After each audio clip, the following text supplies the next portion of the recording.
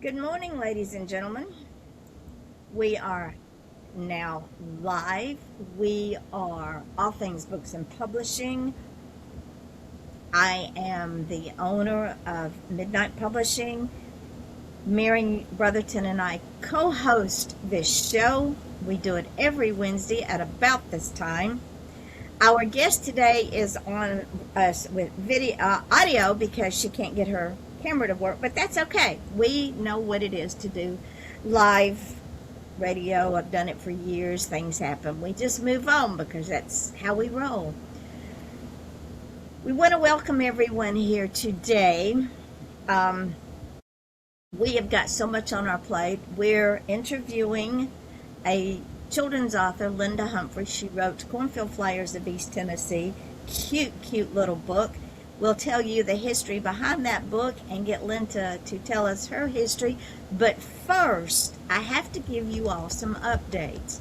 First of all, if you subscribe to our All Things Books and Publishing.riverside.com website, every month you will get a newsletter from us about books that have been released, books that are coming out, and the link is in that newsletter. It is just another tool that we use for our authors to get them out there. We are everywhere. We're on YouTube, we're at Riverside, Deezer, Amazon.com, Amazon Music, Apple Music, Tumblr, X, TikTok, Instagram, and of course our Facebook page, midnightpublishing.com. We are live on Off the Chain, which is another Facebook page, as well as YouTube. Once this show archives, it goes up on all of our social medias everywhere, and then I send clips out as well.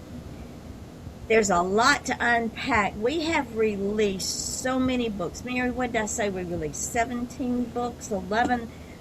Let me just read them off real quick. Yeah. Starting with what's coming out on the 29th of this month. Mary Brotherton is releasing 2 books, Am I Depressed? And How Did That Happen?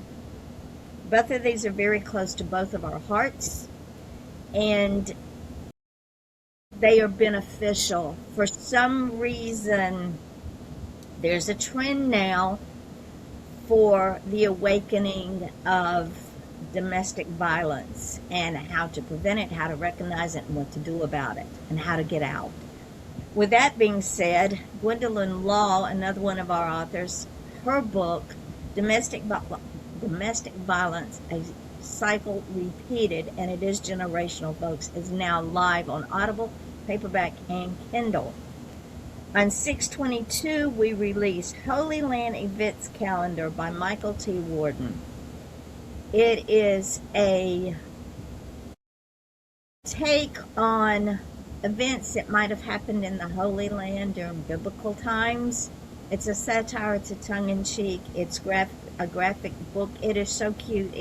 There's nothing insulting or debasing about it. It is just a cute little book. I highly recommend it. The Can Do Kids Build a Treehouse by Rose Padrick, who is another one of our children's authors, goes live on the 22nd. This little book is based on her 5 grandsons, and they get bored in the summertime and decide to build a treehouse, and how they accomplish that with the wisdom and the help of the adults in their lives. Pasties and Passion Under Penlow and Lighthouse. That is by Margot Milburn, who is our first international author. She is from Cornwall. She came on board, and this is her debut novel. We are so proud of her. Not only do we sell internationally, but now we have international authors. On 6/15, we released Discovering the Greatness of America, 40 Years of Traveling the Highways and Byways by author Roy Owenby, who has given us The Bishop's Mitre, Murder by Deceit, The Wilderness of Wren, The Journey on a Holistic Seed, Book 2, The Wilderness of Wren. Then his wife sent us her book. Her debut novel is Journey of Hope, which talks about a young man who went from North Carolina to Cornfields of California. Mary has also released Writing is a Nice Hobby, which is a tongue-in-cheek book about the comment that Mary and I get on a regular basis, and we look at people that give us this comment like they have two heads. When they say, "What do you do?" we say, "We're an author." Oh, that's a nice hobby. Ladies and gentlemen, writing is not a hobby for us. It is something that is a passion, that is the air we breathe, that is always constantly going on in our heads. So when we say writing is a nice hobby, I want to say, and your job is a nice hobby too, whatever that job is. People that are not in this industry do not get it. So with that being said, Mary, welcome. I hope you're feeling better. I am. Thank you very much. Miss Linda, now I'm getting choked. Welcome to the show, Miss Linda. How are you this morning? Thank you, Yvonne. Hi, Mary. Good to see you. I'm doing really well, thanks, and I appreciate the opportunity to be on. Can I just say something while it's in my mind here? What you just said about nice hobby. I thought that was just really great the way you addressed that. Since I was a little girl, I kept a little notebook and a pen by my bed, because I found that my most creative thoughts would wake me up in the middle of the night, and if I didn't write them down the next morning, I wouldn't have them. They were gone. So I always was jotting down little things at the most inconvenient times to others, I'm sure, but I loved to write poems as a little girl. I wrote so many, and I wish I had kept track of them, but I didn't. But for me, you're exactly right. It was a hobby maybe when I was really young, but now it's part of what's in me and part of my fiber, and it makes up a big part of my life. So a hobby, no, but fun, yes.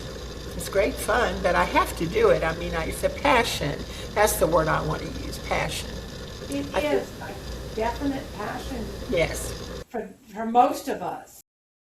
I see somebody is in our chat, I don't know who it is, says we have 4 people here. Nice. I see someone in our chat too. Maybe they will tell us who they are. Now, ladies and gentlemen, Linda's history with us is, I want to say, comical, but not in a bad way. Because when I got with Mary, and she's jumping off the edge of the cliff, I remember that cliff. and I just said, "Look, stop it. You're enough. Let's think about this." One of the first books that she sent me was, of course, her 2 books and Linda's book. Now, she had been fighting with Linda's book, Cornfield, Fliers of East Tennessee, which we will get into in a minute, for a year. What Mary thought she was doing was giving me a challenge that I would fail at. No. Yes. I continue. She was. She's admitted that. I said it was a test. I didn't think you'd fail it. Yeah, okay, that's her story, and she's going to stick to it. What she didn't realize about me, now Mary's known me for a long, long time, so this is a running joke between us. What Mary didn't realize is with me, failure is not an option. Number one, I do not allow inanimate objects to beat me. Everything that I know about programming, about hardware, about computers in general, and about this business, I taught myself with no help at all, because I started in this business when there was no help. There were no resources, there was no nothing. So when Mary sent me Cornfield, Fliers of East Tennessee, Mary had been fighting with this thing for a year, trying to get it up on Amazon as a children's book. And with children's books, especially with Amazon, there are parameters that you have to meet. And if you can't figure out how to meet those parameters, it isn't going to happen. Mary fought with this thing for a year.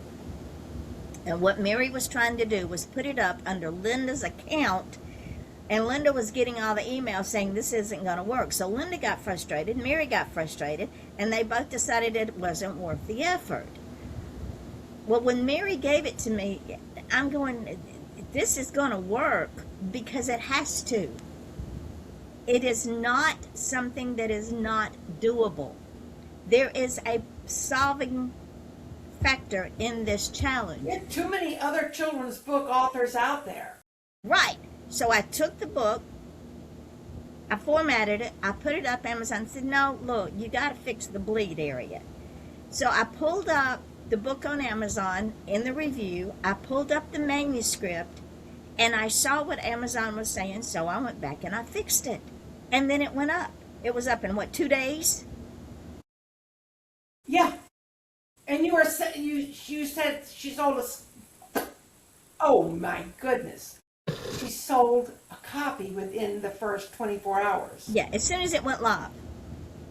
So when I tell you that I am perfectly capable of doing your book, no matter what it is, I've done Sherry Ann Richardson's A Chocolate Lover's Garden. That was almost, it's a coffee table book.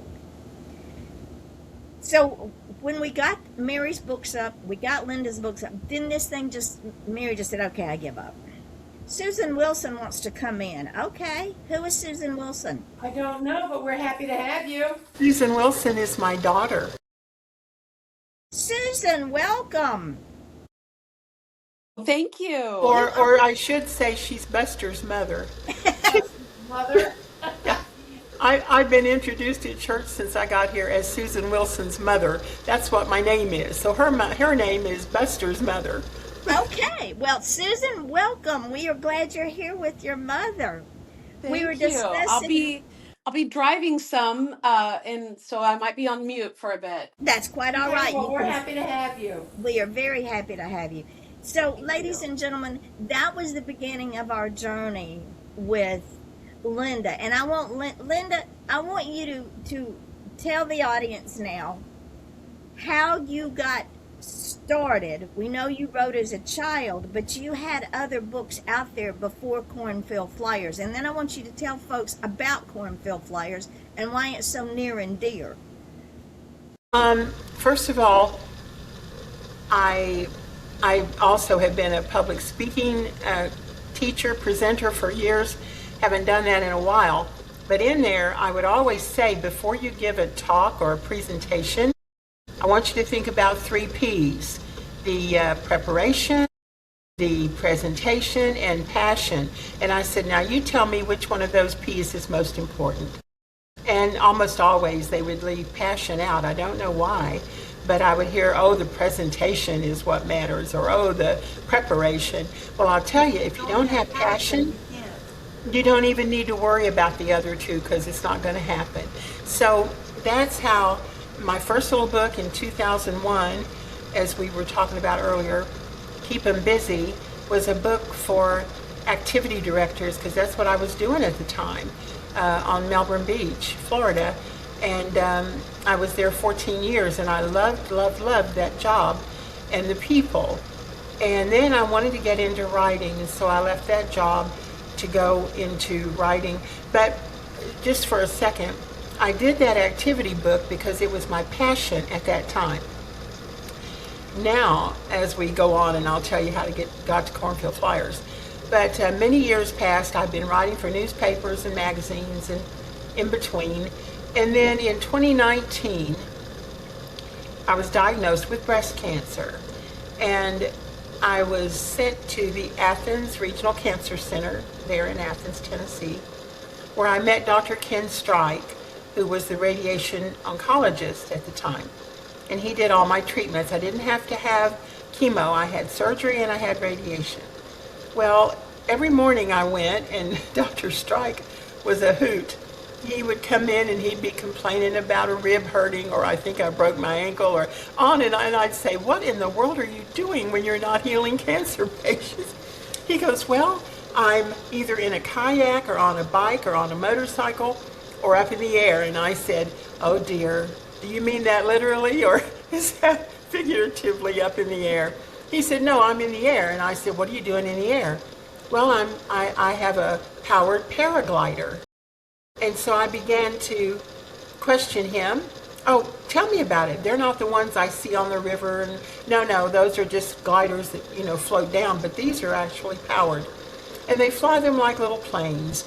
And the more he talked, the more interested I got in this man as a person outside the office.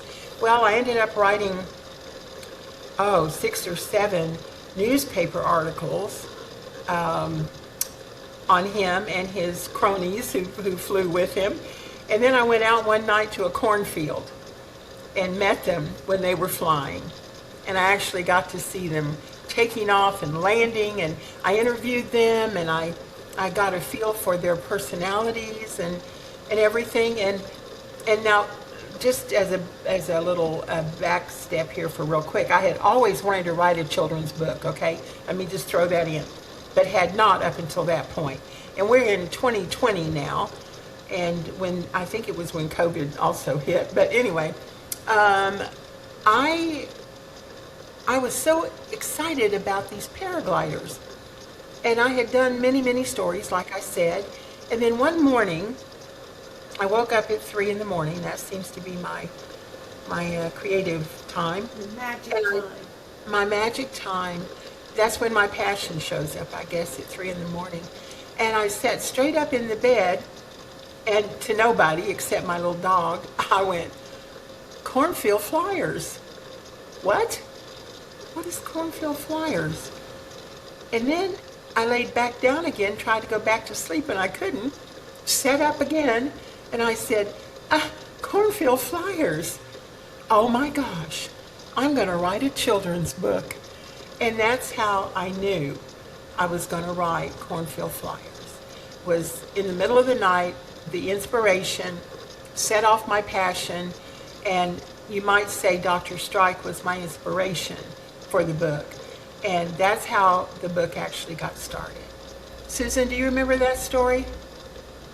Yes, I do. Yeah, she's heard it many times ad nauseum probably. But you want to say anything, Suze, about when I was doing the book or whatever? I just know she couldn't really go forward in life or do anything major until that was done, until that was finished. It needed to happen, and she was determined, and everything fell in place for it to happen. Yes, and I'm sorry, what I was going to say. That is the thing that we live by when, and Susan, I agree with you, when we get a book or we get a story in our head, we have to write it because nothing else in our life makes sense. And if we don't write it, then it becomes a source of frustration for us. So when people say writing is a nice hobby, they have never been in our head. Now, ladies and gentlemen, I have drag queens in my head all the time because they're characters in several of my books. And when I am writing a new book, they immediately want to come play. And I keep telling them, it's not your turn. And they go, oh yeah, watch us. To know drag queens is to love them because they are very demanding in a good way. They're going to be heard. And this is what happened with Linda. That story is going to be heard one way or the other. So, Linda, what happened when you got your teeth into that manuscript? How did you make that story come to life? Well, let's backstep just a second here. After I sat up in the bed and said, Cornfield Fliers, I'm going to write a children's book. Okay, what do I do next? What do I do now? Well, I call Mary. I mean, she's my go-to, when it comes to that. And so I called Mary, and she said, yeah, start sending me what you've got, and I did, and I had a good friend in Tennessee, Charlene, and we went out and met all the paragliders one night at their house, had a barbecue, took pictures, so we had good pictures, and So I had no idea how this was going to be illustrated, Yvonne. I mean, and Mary didn't either at the, well, she was a lot closer than I was because I had never dealt with AI. And I started funneling everything to Mary, and I still wasn't sure how all this was going to happen, how I was going to pay for it, what is going on. I mean, I was just, okay, I've got all these wonderful ideas, and I've got to make it happen, and if it can happen, Mary will do it. But I still didn't know all the other ifs and hows. So, Mary, do you remember first time I think I'd ever been on Zoom in my life? And she said, okay, I want to run something by you with some pictures here. And Mary and I did a Zoom meeting. We did the entire book, Mary, do you remember? Well, I remember. We did that entire book and had it in my hand, Yvonne, in 3 months, I think it was. I mean, and we didn't have you then. So she was calling publishers every day, not publishers, printers, trying to find out how much for this, and we would say, oh, well, that's not doable, can't afford that, or that's not doable, well, maybe that's doable. She just worked her little fanny off for me. And He's still here. well, that's a whole other book. That may be your next book. But she said, get on Zoom, and I want to show you a few things. So I got on Zoom, and all at once I was seeing these pictures that were coming to life of the cover, let's just say the cover. And I knew what I had in mind. I wanted a child in a paraglider in a cornfield, flying up out of the cornfield. And so she was working on doing that, and she would send it to me, and I'd go, oh, Mary, I love it. Can you possibly move this a little bit, or add another husk, add a basket of corn? I mean, it was unbelievable what we were doing. And this went on, and we had, she was worrying about paying the Zoom bill and everything else. I mean, we talk about a shoestring budget. We had a lot of passion, but we had very little money at that time, and Mary was doing so much for me because I had lost my husband, and it was a hard time, but I knew this book had to get out. So with Mary's help and with lots of Zoom meetings, that's how we got Cornfield Fliers. Now, it ended up being a children's book, of course, lots of poems. I hadn't written poems since I was really young. I was having a ball. Having so much fun. And I would send her another poem and another poem. And the book was getting bigger by the pages. And she'd finally say, do you think you're done now with the poems? I said, well, yeah, for today. Yvonne, my last poem for that book, called Peanut Butter and Jelly Mountain, I got when I was laying on a hospital bed in my pain doctor's office getting a steroid shot in my neck, and I'm laying there going, Peanut Butter and Jelly Mountain, Peanut Butter and Jelly, I like that, what is that? Oh, Mary's not going to like that, that's another poem. It's actually one of my favorite poems. I know. Fun to create the images. I know you did such a great job on all of them, but that was amazing. So when I sent her that, she went, I said, Mary, I promise this is the last one. And it was. But I don't know how many poems were there. It ended up being 40 pages or something. I don't know. But the pictures are the magic in the book. I mean, the poems are nice, but it's a children's book, so it's got a lot of pictures in it. However, to the people who have purchased it, mothers and grandmothers have come back and told me, I enjoyed this, I think, maybe a little more than my kid did, and I couldn't put it down, and all of this. So I am just so absolutely just encouraged and thrilled about Cornfield Fliers.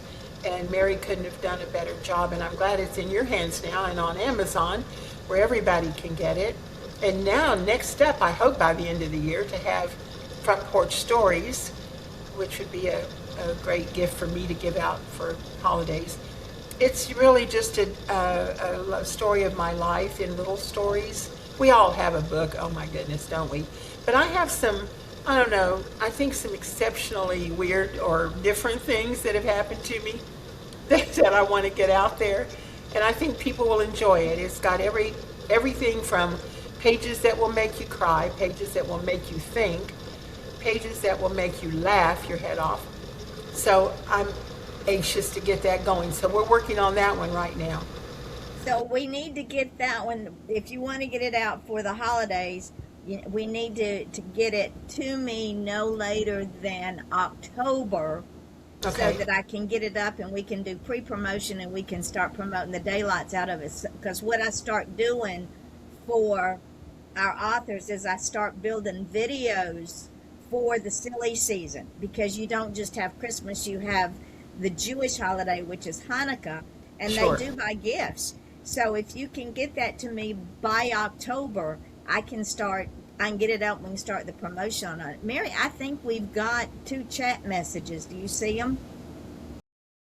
I see 6 people here, and I don't Nice. see any messages. Let me go Okay. back and This see what. we No, have the no only message. message I see are mine. Okay, perfect. We will carry on then. But if So- if anybody's in the chat and you would like to just say hello, we'd love to say hey back. Who is Sandra Johnson? That's my other daughter. Okay, well, she wants in too. Hello, Sandra. How are you? There we go. Hi. Welcome to the show. Thank you. What Yes. is it with these women in Linda's family? Nobody's available to be seen by image. It's all Yeah, voice. we will.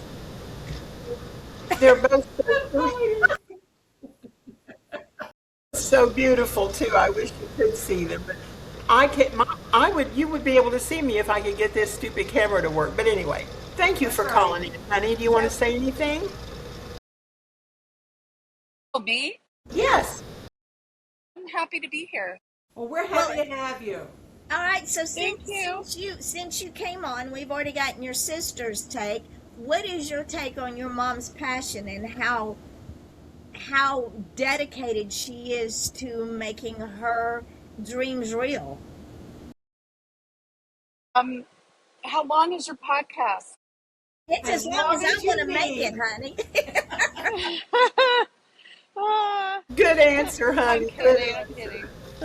No, I don't even know how to start, but she's had it her whole life, and it's gotten just bigger and stronger as she's gotten older. And I still think she has a lot to do in her life. I agree. Yeah. I'm Thank you. really excited about her front porch stories. Yes, me too. I've read some of them over the years, and she's shared them with me in emails, and they're a hoot. She's like Irma Bombeck almost. Oh, I consider this. Just I have consider. one request. I just request that her daughters get to edit it before it gets. Oh. Yes, yes. Oh. I second that. You do realize, ladies, this is her memoir. It has nothing to do with you. Huh? Really? Okay. Yeah, They also won't let me put any pictures on Facebook without their permission. Oh my goodness. Anyway. Well, Oh, there's my Sandy. Hi, yeah, Sandra. hi. Good to Huh. see you, honey. You too? I wanted to say, when you mentioned Irma Bombeck, Mary, yeah. she was my idol. She was my idol, and I actually have a postcard signed by her, written by her. Wow. Yes, I do. When she had cancer, she was on dialysis for kidney failure for quite a while, and I wrote to her and told her what she had meant to me over the years. And the grass is always greener over the septic tank, and lots of other good books that she was and her column in the newspaper, I still have a plastic laminated copy of It's Time to Toss the Brown Bananas. And because I usually use them for banana bread, but it's time to toss them, if you know. So I wrote her and she wrote me back and said, "Oh, yes, Linda, I read every bit of mail that comes to me. That's And, awesome. and yours made my year," she said.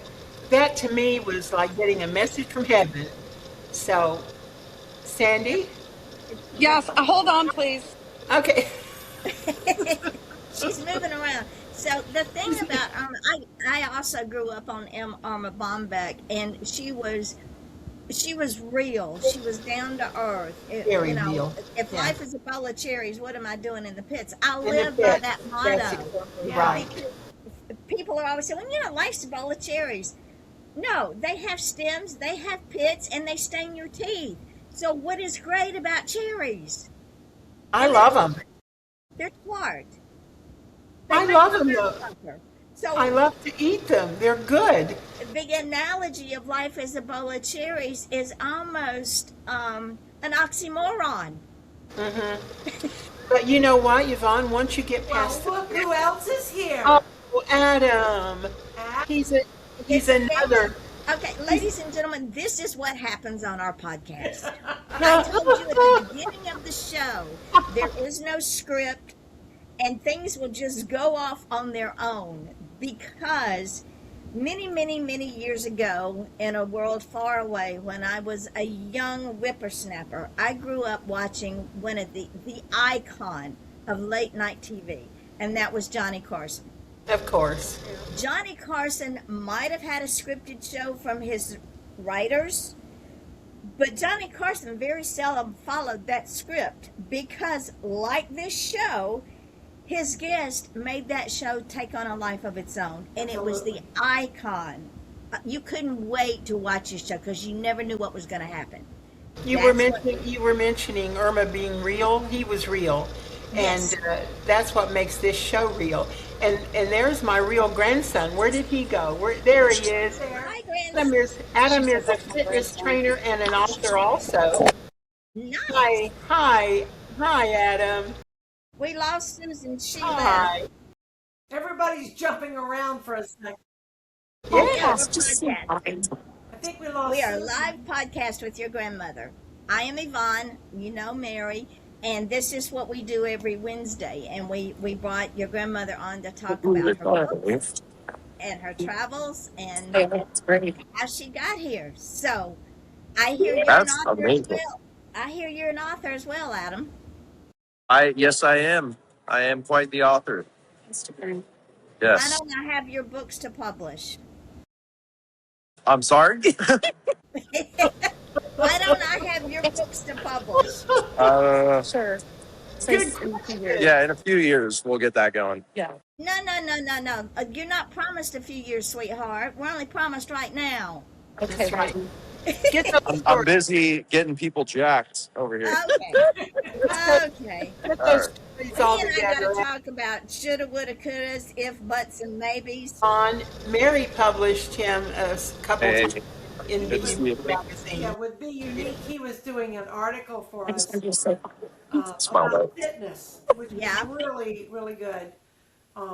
Hey, He just wanted to say hi. Okay, sorry for the interruption. well, No, we no, wanted it's to see great. him for the brief moment that we got him. We It was love it, great. Sandra. No interruptions at all. It's fun. Yeah, This is what makes our show so special. Because Okay. it's always unplanned. It's always spontaneous. And it's really Yes.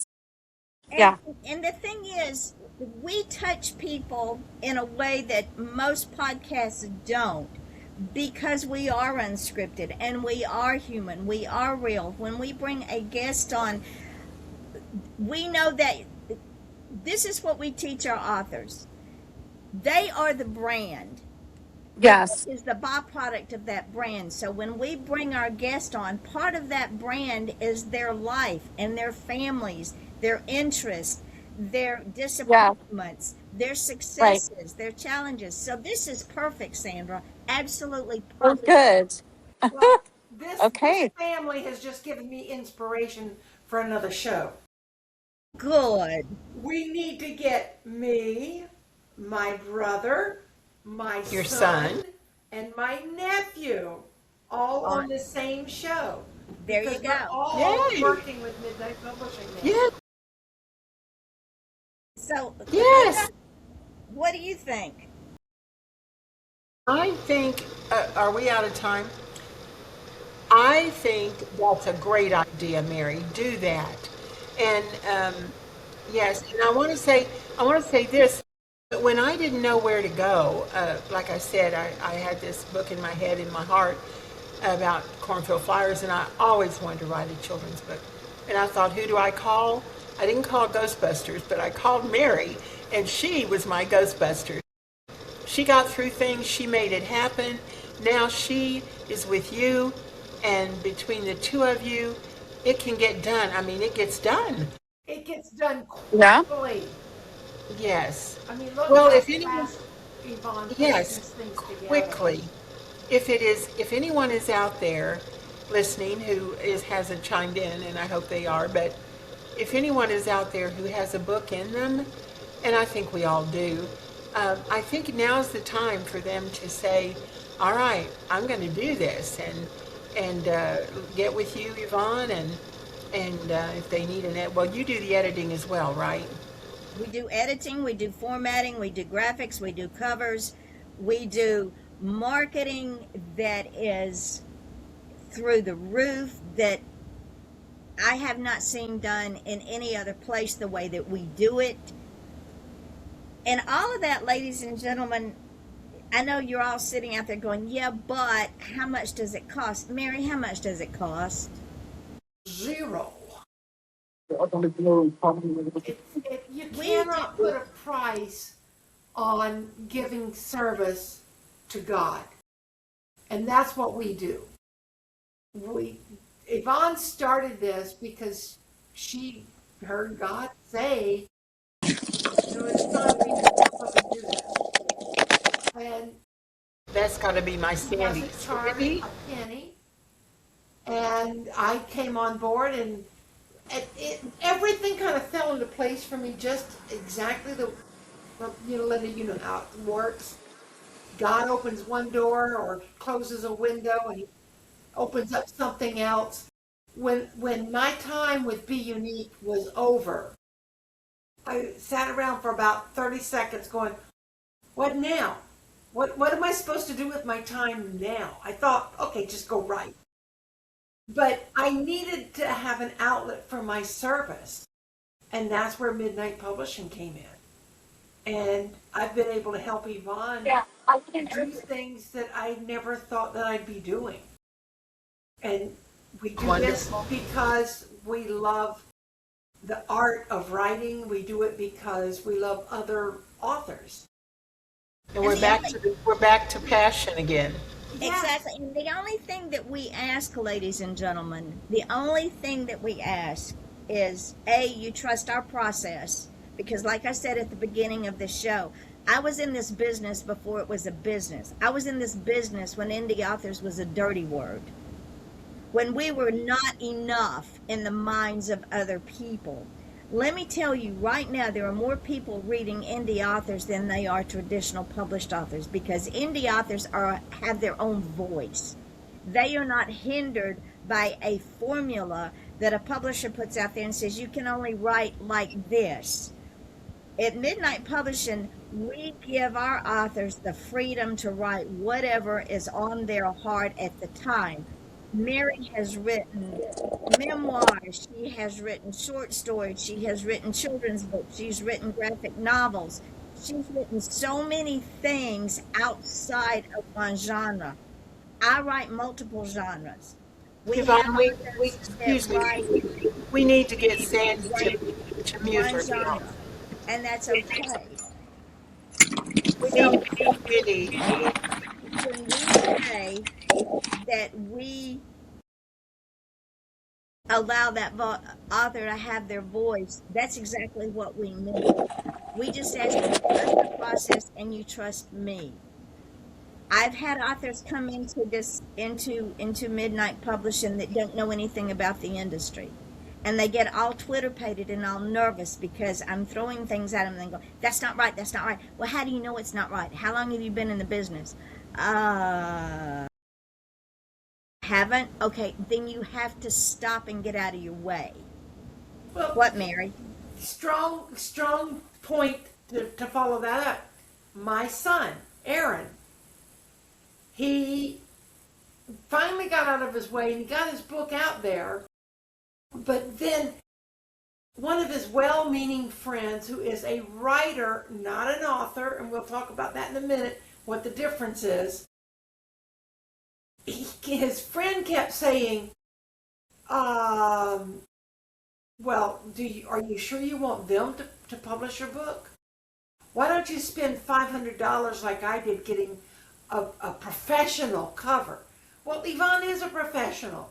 Just because she's not your style of professional. Sally's Heart. I had a professional artist do that, do all the illustrations for me. But that doesn't mean that her brand of professional is better or worse than anybody else's. It's different. Yvonne's a professional. I'm a professional. We've both created book covers. But this one friend of my son's kept saying, well, I wouldn't do that. I wouldn't use AI to create your Audible. And Yvonne finally asked my son, how many books has your friend got out there? How many books is your friend selling? And he goes, well, he hasn't published his first book yet because he's too busy he's spending money on things that aren't that important. And so overnight, my son said, you know what, I think I will let you do the Audible. And Yvonne spent, I don't know how many hours with him on the phone, going over the voices to make sure that he was happy with the voices. Me, I say, take it and run with it. I don't have time left in my life to nitpick too much. I agree, Mary. I agree with that. I know Yvonne's like, wait a minute, was that we talked about yesterday? Well, I'm the oldest one in this group, and I sure don't have much time, to go around worrying about stuff and nitpicking and all of that. If you want it out there, and I want Front Porch Stories out there, I know where to send it. It's plain and simple. Yeah. And right now, at this point, we are in our second year. This is the week of our second. Well, last week was the second year anniversary of Midnight Publishing. We are at 30 plus authors. We have 140 some odd titles out there, with more coming in. And when I get an author's book, I don't have a 2-year window. Oh, we got a 2-year production period. No. They come in, first out. I line up their folders. When they come in, I line them up as when they come in. And that's how they go out. And like I said at the top of the show, in June alone, we have got 1, 2, 3, 4, 5, 6, 7, 8, 9, 10, 11, 12 titles that are either already out or will be coming out by the end of the month, and I've got 5 more books to put out this week. That includes, and when I say put these books out, that includes the formatting, the editing, the cover, the graphics if there are any, the publishing, the Kindle version. And with the Kindle version, when I do graphics, again, I have to go in, make it a PDF, create JPEGs, put up one JPEG at a time. Mary's book had 94 pages. And each one of those pages I turned into a JPEG and put up each one of those pages, one page at a time on Kindle. Because that book is in chapters, when Kindle goes live, I go back and make that book an Audible. Once I get that book up and have a release date, when I give it a release date, I go back, I create what I call a still that has ad copy on it. I create a video, it's a 10-second video, and I create ad copy. I put the video up on all of the social medias, including here, I send the video, the still, and the ad copy to my author and say, use the ad copy in your promotions. Mary, tell them about the ad copy. I love the ad copies because I don't have to think. And I think all the time. And I love thinking, but this is one thing, a lot of authors spend so much time writing their stories. Then when it comes time to market their stories, they go, I don't know how to market. Marketing is, and there again, this comes from the way a lot of us were raised. You never brag. You never tell anybody how good you are. And as old Will Sonnet used to say, no brag, ma'am, just facts. Just the facts, ma'am. Just the fact. Yvonne creates these, it's usually a page and a half of little sentences that you can take and use with the cover of your book and just put it out there and say, this book is coming out soon, or this book has just been released. And you don't have to think quite so hard. It's almost like the little blurb on the back of the book, but it's more than that. I've been having so much fun creating the ads, and I just schedule them. I go on Canva, I create the ad, I schedule them, and then I forget about them for a minute. And then all of a sudden I see these ads come up and I'm like, oh, that's pretty genius. It's just the cover of the book and a little sentence or two about what's happening in the book. So when I did Linda's Cornfield Fliers of East Tennessee, and Linda, I think you've seen that video. I might have even sent it to you. And the little fellas come up out of the cornfields. Was that not awe-inspiring? If you were Jane Doe looking for a book to read, would that not have wanted you to read the book? Yes. I think I messaged you and told you I loved it. I was very, when you see something like that, it kind of takes your breath away for a second and you go, oh, I forgot how exciting this book is. Yes. And you helped bring that excitement back. It all goes back to going back to the passion again. My favorite one of mine that Yvonne has done for me is the Lizard Patrol. My little cat, Kitty, because when she chooses the voice, whether it's for the ad or for the Audible, Yvonne she's got a way, because what she's doing is a gift from God to be able to take this and come up with the right voice. Because my little Kenny, he sounds like such a Southern gentleman. I just want to pick him up and squeeze him. But I mean, my cat was lovable anyway. But for her to capture that voice and make him sound like, he sounds like that guy who calls everybody sugar britches. Now be careful now. You're his name.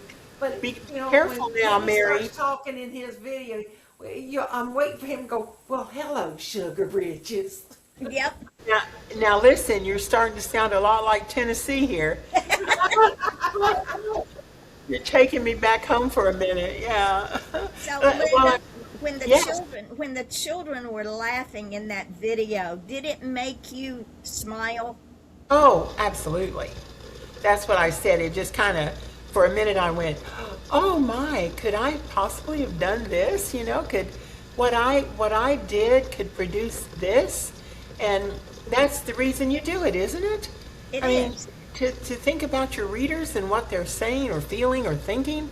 And I kept seeing the children loving those paragliders as much as, and you know what, I'll tell you, as I've said about, I told you about meeting Dr. Strike, and that's how the book came about.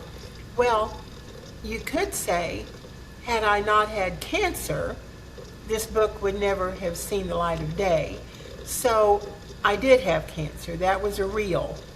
And something good came of it. That's what I like to say. Something good came out of it, because I don't know that the book ever would have been written if I hadn't met Dr. Strike. But here's another thing I want to bring up, like Mary brought it up first. She said, you said, how much does it cost? And she said $0. And I think both of you said, or led to saying, I'm doing this because it's God's work. Well, when I lost my youngest daughter 7 months ago in Tennessee, and I could see the handwriting, you know, there was no more family left there, and I was thinking, okay, I can't stay in this house and keep it up by myself. What am I going to do? And of course, Susan at that point started saying, Mom, you know, I wish you'd come over here. And she had a friend with whom I'm living right now, and this nice lady said, I will charge you X number of dollars, which is less than I've paid anywhere else, and that includes everything. And I, of course, you know, being the reporter, wanting to know the the full scoop, how can you afford to do this? And she gave me the same answer that you just gave me. She said, God gave me this house, and I want to help whoever I can by opening this house. And here I am in North Charleston, South Carolina, 1 minute, literally 1 minute drive time from my daughter and her family. And I see them at least every other day, usually on Sunday at church, and then during the week they walk the dog by and stop, and my grandkids come over and whatever. And it's amazing to me how good people are still at work on this earth.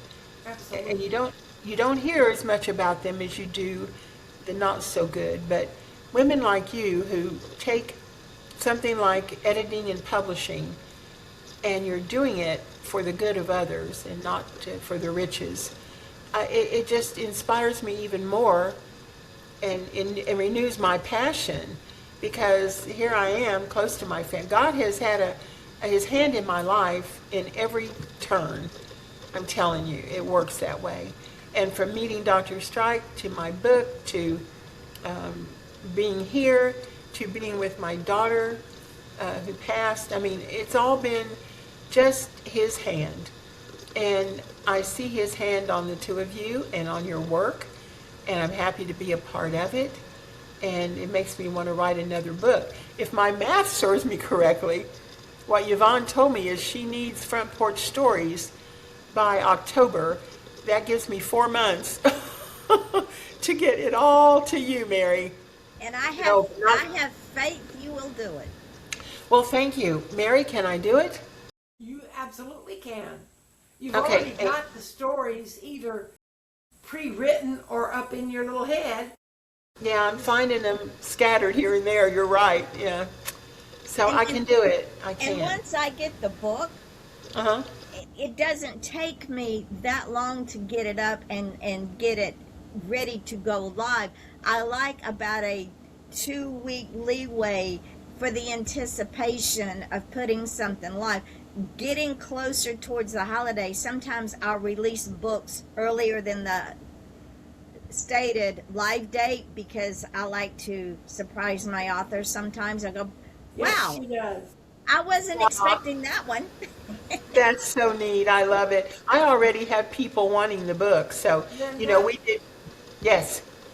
Get your book ready, but don't agonize over, do I have everything? Because this is what I have found with my first book, Go With Angels. I was agonizing over, I know I've got more stories. I know this isn't everything. But you know that old expression, you need to do something or get off the pot? Yes. That was where the messages kept coming to me. Enough is enough. Get this book out. You can always do another. So then I did Faith and Folly, which built on my first book of angel stories.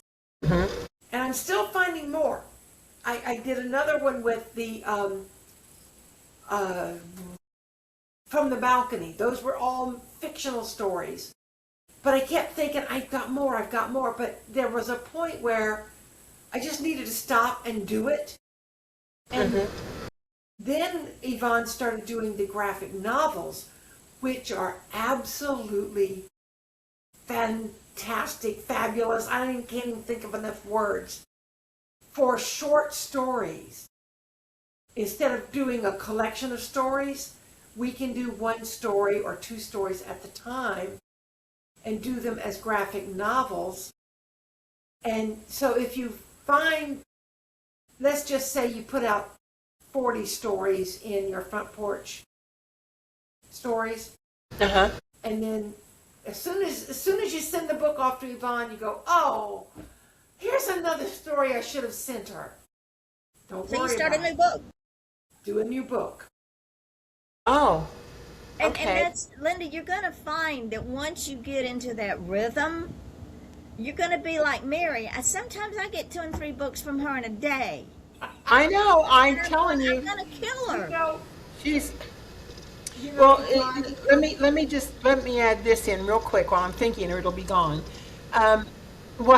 Seriously, what really inspired, if you want to go even back further than the Cornfield Flyer, what really inspired me to get things going was Mary's My Angel book. You remember, Mary? We were having lunch on Merritt Island, I think. We had lunch. We had 4-hour lunch, 4-hour lunches. Yes. And she showed me the book, and I held it in my hands. And I held it up to my chest, and I said, Mary, if I can feel 1/10 about my book, what I'm feeling about this book, I will be so happy. The illustrations, just everything. So if you want to go way, way back, even before the other stuff that inspired me so much, it was Mary's My Angel book. And when I saw that, I knew I had to do it. I just knew. I saw it in my head. And I don't know about you, but all my life, anytime I've ever visualized something in my head, if I see it clearly, if I see it as a whole picture or as a production, it happens. It happens. So I knew then it was going to happen. So Mary's I been remember with me you since the asked me inception. if I would do the illustrations for your book, and at the time Yes. I said, no, I can't. I'm too busy with... That's right. I forgot about I that. said, I've got MetaFest coming up. Yes. I'm so sorry, Linda. I just can't do it. I can't. Yeah. And you said, don't worry about it. I'll find somebody. And you had somebody that was willing to do it for a minute and then changed her mind. Well, she was doing little hand drawings, and I knew that wasn't what I needed. But But, go ahead. This is a good story here. but I remember maybe 6 weeks later, I woke up, shot out of bed, and it was like somebody was putting their hand on my back, pushing me. Call Yeah. Linda right now. Tell her you'll do her book for her. Yeah, I'm like, that's the way it but I happened. don't have time. God, I don't have time. And he said, do her book. Call her now. And I called Linda, and she started crying on the phone. She said, Mary, I just told God that thank you for the poems and everything, but this book just isn't going to work. I've decided to give it up. I'm like, why would you do that? She said, because I can't get it illustrated the way I want it. And now here you're telling me that you're going to do it for me. And I'm telling you, Here we all are. that's right. And now you don't have to worry about your books being illustrated because you have a built-in graphic designer within your publishing house. yep. I'm telling you, isn't it something? Stand back and watch the works. I have to say this because I got an email this morning from somebody trying to sell me something. Again. Again, always. But she had explored enough to go onto my Amazon author page. And she said, I am just overwhelmed by your covers. Yeah. She said, I looked at all of your books, whether they're for children or adults. Your covers are just so well done. Do you do them yourself or do you hire that? I didn't respond because I don't care to hire her. But I thought it was so neat that she acknowledged all of my covers. And she mentioned 2 or 3 by name. But It's amazing to me. I look at all the new ones that come out, and it inspires me. Let me just say this, and this will probably be the last for me because I think I've covered everything pretty well that you wanted. But I just turned 79 on Monday, and next Birthday. Thank you. Birthday again. If I had been with you, Mary, we would have been celebrating. We always do, yours and mine. But next year is a big one for me. But my Sandy repeated it when she had a couple of seconds there on air. She said, I think she's still got a lot of work to do. You do. And I love that. I love that. As long as my neuropathy will behave and my eyes will behave, I'm going to write until I take my last breath. And I appreciate everything you're doing for me, both of you. Let me thank you publicly. And I will get my little Fanny busy on cranking those stories out. Mary, question. Yes. If I think of something if it's not in order chronologically, can I send it to you and will you put it where it belongs? I will. Okay, thank you. That way I cannot hold back a story. I don't want you holding back. No, Write okay. them and send them on to me, and I'll Okay. put them in the file, and then when it's time, I'll pull them together and do the editing part. That's Let's wonderful. go back to the covers for just a minute, because Yes. what most writers that are not in the weeds in this industry do not understand is a cover is what makes or breaks the book. Exactly. I am watching covers come out from other houses, and I am just because Penguin sends me stuff, Amazon sends me stuff. Read this book, it's a new release, and I'm looking at the cover and I'm going, why would I want to? Their covers are vanilla. Their covers are like the books. They're formulas. Now, ladies and gentlemen, when I say trust the process and trust me, you send me a manuscript and you say, I am hell-bent on this cover. I like this cover. I want this cover. My answer to you is then maybe you don't want me. Because when we create covers here, they are not like any covers you're going to see anyplace else. We are trendsetters. When I do children's books and do the graphics, they're not stick figures. They're not like anything else. We are trendsetters. When you look at a book cover, that book cover should grab you to the point that you want to flip it over and read the back, and then you want to buy that book. Exactly.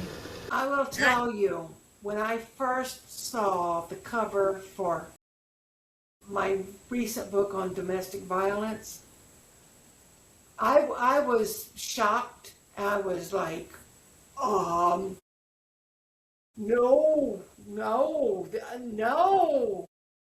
Wait a minute. Yeah. Yes. Yeah. And one of the hardest things for someone like me, who is typically a type A personality, I'm just going to say it, a micromanager, a perfectionist, an owl, if you will. Yes. I want to do it all myself. I can do it all myself. I've got the ability to do it all myself. But then when you sit back and you say, Lord, God, Heavenly Father, send me some help. I need an assistant. I need somebody to help make my life easier because it's just a little too hard right now. And then all of a sudden, you start seeing Yvonne Mason, who you've known for umpteen years, doing midnight publishing, and you're like, and God's going, hey, Hello. you asked for help. That's You right. asked for help.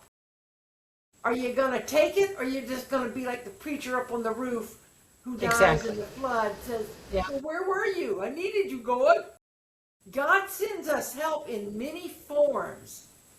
And for me, trusting the process was realizing that God put Yvonne in this position at this point in my life to help me just write. All I want to do is write. I don't want to do the bookkeeping and the statistics. Well, I do like statistics, but I don't want to be doing all of the minutia that's involved in publishing. And Yvonne has decided to put her own books on the back burner so that she can work with us. And to me, that is such an act of love. And It's been great. I'm so grateful that I got out of my own way. Of course, it took Yvonne going, stop. Yeah. Oh, Just I'm glad. stop and listen glad to me. I'm glad you listened to her when she says that. That's wonderful. Yeah, I shocked her when I said that. She goes, "What? What?" Well, you know, the Lord loves you, Mary, and He wants you around for a long time. So, Yvonne, I have a question real quickly. yes, you ma'am. mentioned Penguin Publishing. I don't even know if this is even a possibility. When my book first came out, I tried to get it to Dolly Parton, and I wanted it as part of her Imagination Library, where she sends free books out to children every month. It's a wonderful program, Imagination Library. And I sent one to someone, I don't know, I mean, I tried and tried.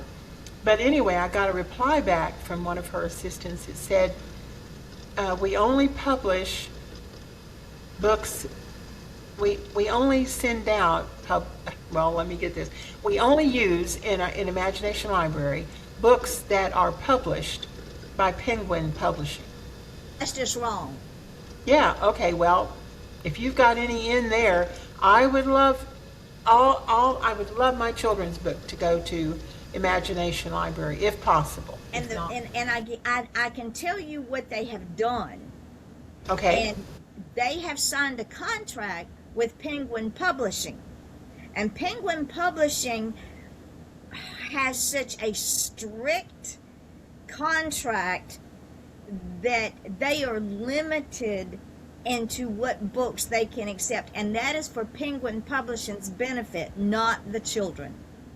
yeah, I can see that. So Yeah. let me circle back to the covers, because when someone sends me a cover idea and it's a white cover, that's a big no-no. We Now, don't. what do you mean by white cover? When the cover is white with just a small image, I don't do Oh, white I covers. see. Okay, yeah. And the reason for that is because those covers get lost in the Sure. 4 million plus books Of that course. are out there, just on No, Amazon. Amazon now has 48 million titles. There you go. Whoa. Our books, and I'm going to go back to Mary's book, How Did That Happen? Our books are cutting edge. As I'm reading this book, it's a book about domestic violence. It's a true story of what happened to a young man who was the victim. And it is raw, it is hurtful, it is close to my heart. And as I'm reading this story, this cover is formulating in my head. I knew what it had to say. That cover had to be in your face, because since time began, domestic violence has been a whispered in the dark, behind closed doors. We don't talk about it. You made your bed, now you have to lie in it. Not anymore. Not anymore.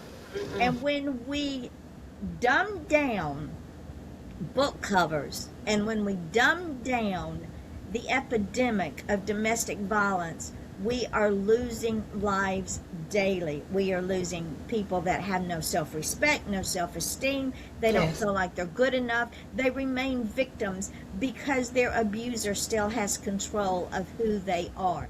It is Yes. not who you are. I am a survivor.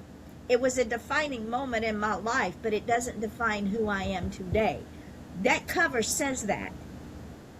Yeah, his face is bloody, it's cut up, but it does not define who he can be. This goes for women and men, and yes, men are abused as well. And It is he something that happened to them, not who they are. Yes, I Right. agree. Yeah. So I knew Mary was probably going to cringe when she saw that cover, but I didn't care. I was not moving. That was not negotiable.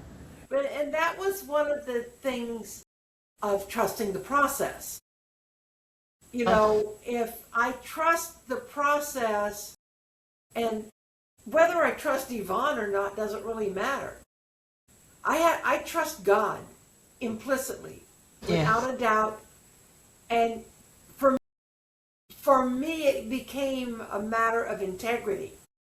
I say I trust God. God put this little bitty package of dynamite in my life and said, here she is. This is the help you've been asking for. What are you going to do with it? You're going to just say, yeah, but I trust you, but yeah, but no. You trust God, you trust Yvonne. And once I realized how easy that was, and I started learning to just write my stuff, send it off, and say, go for it. Now, I still do. I have ultimate control at the end. She sends me my books. I approve them or say, yeah, but... And then I just shake my head, and either I fix it or I say, it ain't happening. Well, I mean, like, we came to the conclusion with Nacho Killian. I really believe that last image had to have the younger version of... I still disagree, I know but you do, but you went with what I said. And That brings up something I want to mention here. What was the name of the book? The title of the book that maybe that was no, that wasn't Nacho. The one that had the word boppers in it. Oh, Bethlehem Boppers is my brother's book. Yes. Well, I saw the title of the book, and I couldn't read the word boppers. It wasn't clear. I've got eye problems, I know, but the color of the title blended into the rest of the page. Now, I noticed one of them was a video, right? It was a, yes. and that was really clever. I'm going to try to get that book and read it if my eyes will let me. I would love to see it. I really would. But I did have a little problem with the color of the title. Is that just me? Brenda, you have to understand that what you see on a computer is not what you're going to see on the printed book. Yeah. And Amazon would not have approved that print if it was not legible. They would have said, Yvonne, I'm sorry, you got to fix this. Well, And that's that an was answer. one of the Thank you. problems that I had with Cornfield Fliers. Because Amazon would keep telling me, your colors are too similar. Yes. You need to make your background and your font different. And Yvonne found a way to work around that. She made it work. So that's how I know that when that book comes out, it's going to be fine, because Amazon would have said, no, it blends in too much. Sure. That makes sense. Yeah. Well, that's an answer. Thank you. You are welcome. Appreciate it. So, ladies and gentlemen, when I get a manuscript, and believe me, I read every manuscript, and some of these manuscripts are 300 and 400 pages long. Wow.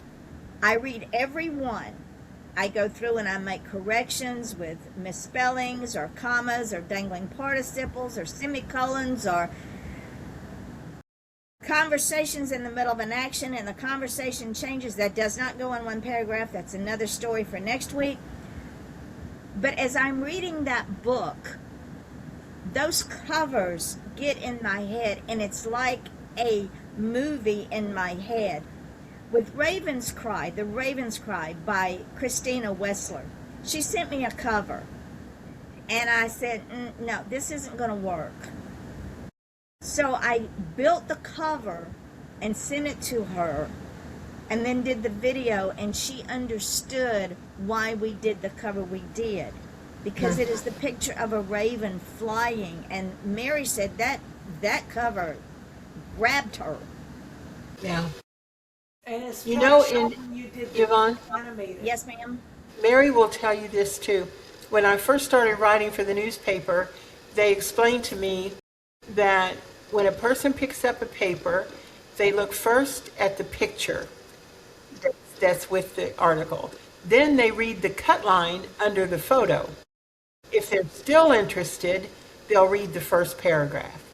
So the picture and the cut line has to be perfect, and then that first paragraph, which you're responsible for, as the writer, and oftentimes the picture too. But that made a lot of sense to me, and what you're saying here falls in order with books even. Absolutely. And Mary will tell you, Mary, tell our audience and Linda what you saw when you saw that cover and that video for The Raven's Cry. Well, the first thing that I noticed was the tips of the wings, because they weren't just wings, they were like blades. Because I actually was privileged to work with Yvonne on the editing portion of this. It was really interesting because Christine, this was her debut book, I believe, right? Yes. So she didn't understand some of the ways that, the formatting and how to do a paragraph.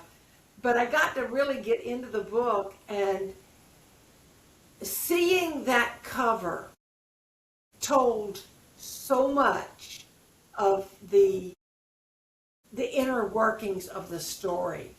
And once you read the book and you go back and you close that book and you're finished with it, you're like, oh, yeah, this is perfect. It just ties it all together. And that's another thing that Yvonne does really, really well, is with the back cover. Because you look at the front and you go, Exactly. okay, interesting. Exactly. You look at the back and you go, yeah, let me see what this says. And you read the little bitty blurb, and because you don't want to put too much, you don't want to give away too much. And that's another thing that she does with the ad copy. She gives us enough more, tools to use to entice people to continue reading the book.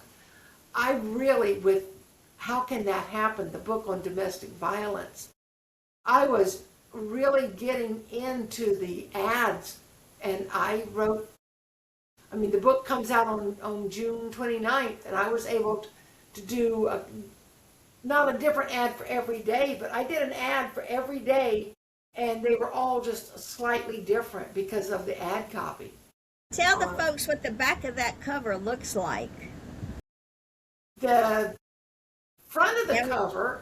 Now remember, ladies and gentlemen, the victim is a man. The victim is a man, and the front of the cover, the front of the book, shows him beaten and battered, and you're like, ooh, that's really horrific. Who would do that to him? He looks worse than you would look in a bar fight. Uh-huh. But then you flip over to the back, and there's his wife. And she is absolutely cold and calculating.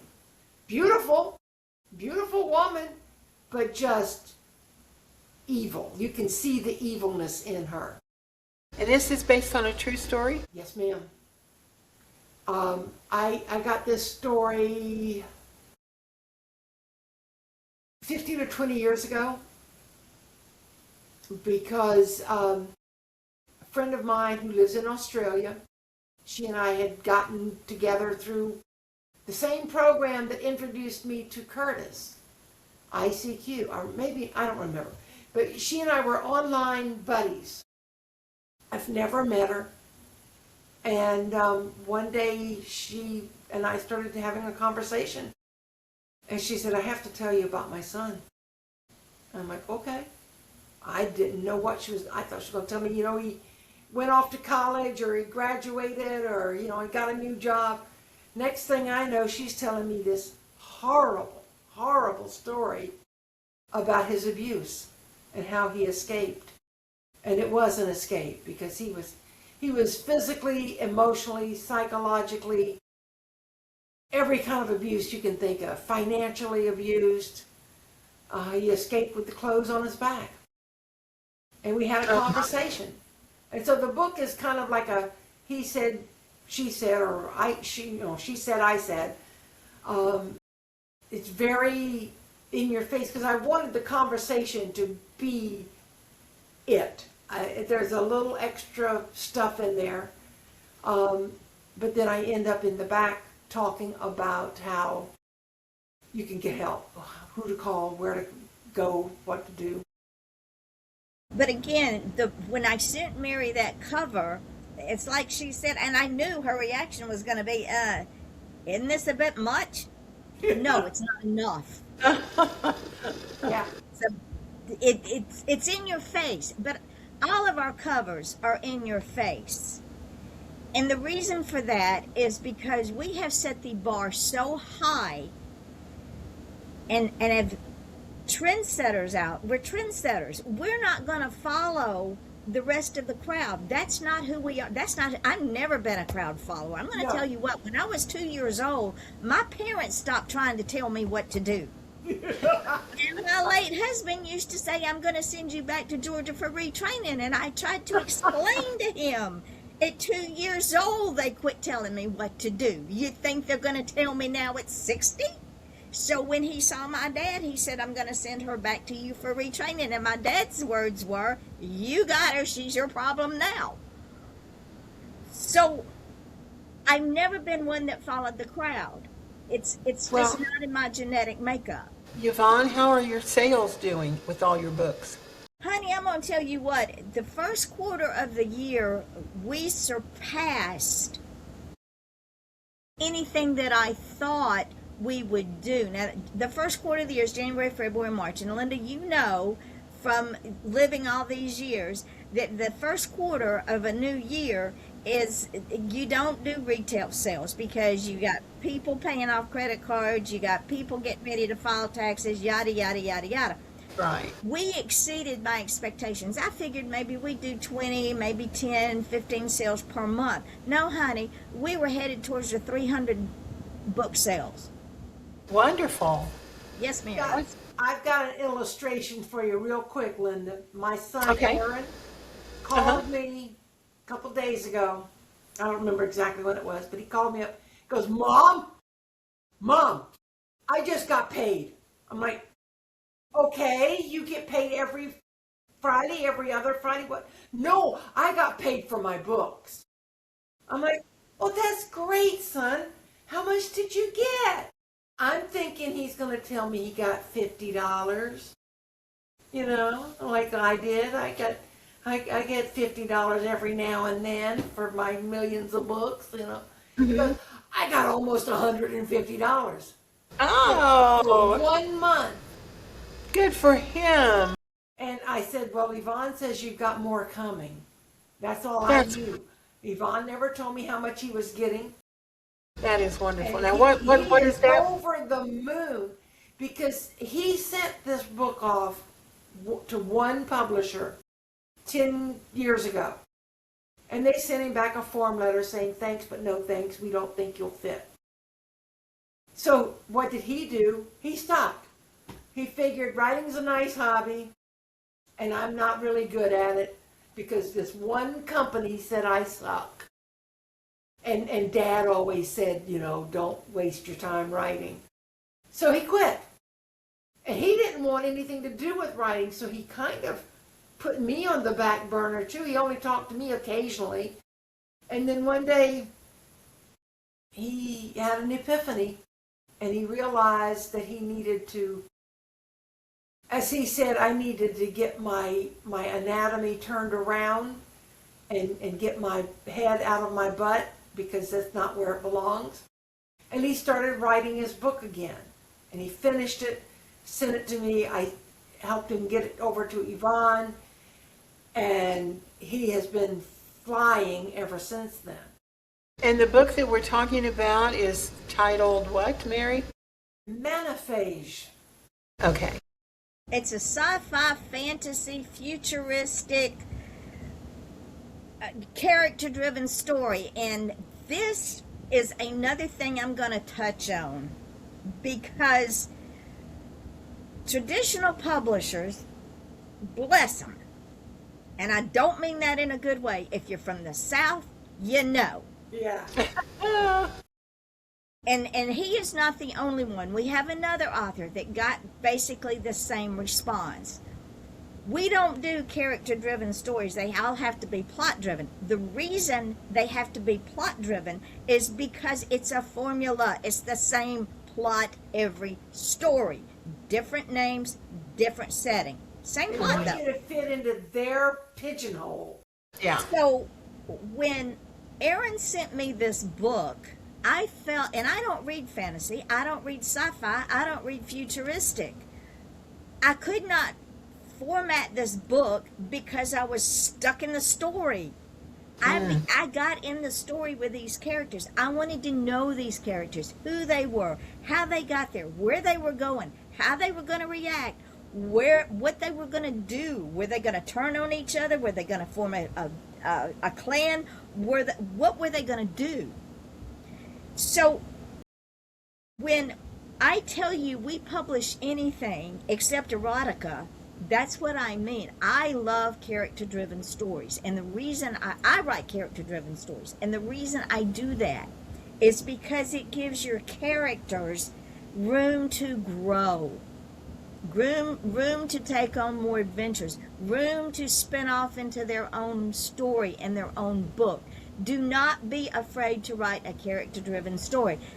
The Raven's Cry is another character-driven story, because through that entire book, you see these characters back and forth with each other, growing within their own skin, growing with each other, changing their integrity, their dynamic, going pure evil or making a U-turn.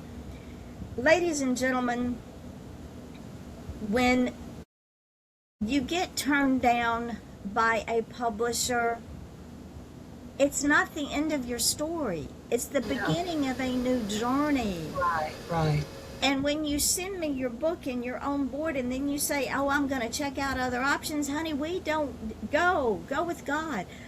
But just like a couple of my authors that said, here they have, okay, case in point, somebody who I absolutely adore. I adore him. Mary's brother sent us a book. He had a vision. The vision wasn't going to work. Tried to explain to him. He said, never mind. I said, go with God. No hard feelings. It wasn't too long after that he sent me Bethlehem Boppers and said, if you're so inclined and are willing to take me back, would you do this? Okay. I did. Sent it to him. Loved it. Got it ready to go out. It's either live or going live. Then he sent me a Holy Land event calendar, which is even funnier. Yesterday, ladies and gentlemen, this man literally blew me out of the water. He sent me something that has been on my heart for a hot minute. I am a teenager, young adult, of the Vietnam War. That was my generation's war. Yes. I saw a lot of my friends go to Vietnam, not come back, go to Vietnam, come back so damaged that they never recovered. Our veterans from that war were never given the acclimates they Exactly. deserved. They weren't They were split properly off. acknowledged. Right. They were called baby killers. They were treated poorly, and some still are. Yes. So it's been on my heart that I needed to get a story out there about a soldier in Vietnam. Lo and behold, in my email yesterday, late, and you think God doesn't pay attention, Michael sent me his story. It's called Get Off the Bus and Stand on the Yellow Footprints. It's from his journal that he kept while he was in the Marines and his deployment to Vietnam. Ladies and gentlemen, we are celebrating our 250th year as America. Yes. You cannot erase history. No. It's rewritten. It's written by the victors. We did not win that war. We thought we were so pompous and so self-assured and so confident that we could go in and win it. The French left because they couldn't win it. It was a war that nobody understood. It was a guerrilla warfare. We never fought guerrilla warfare before.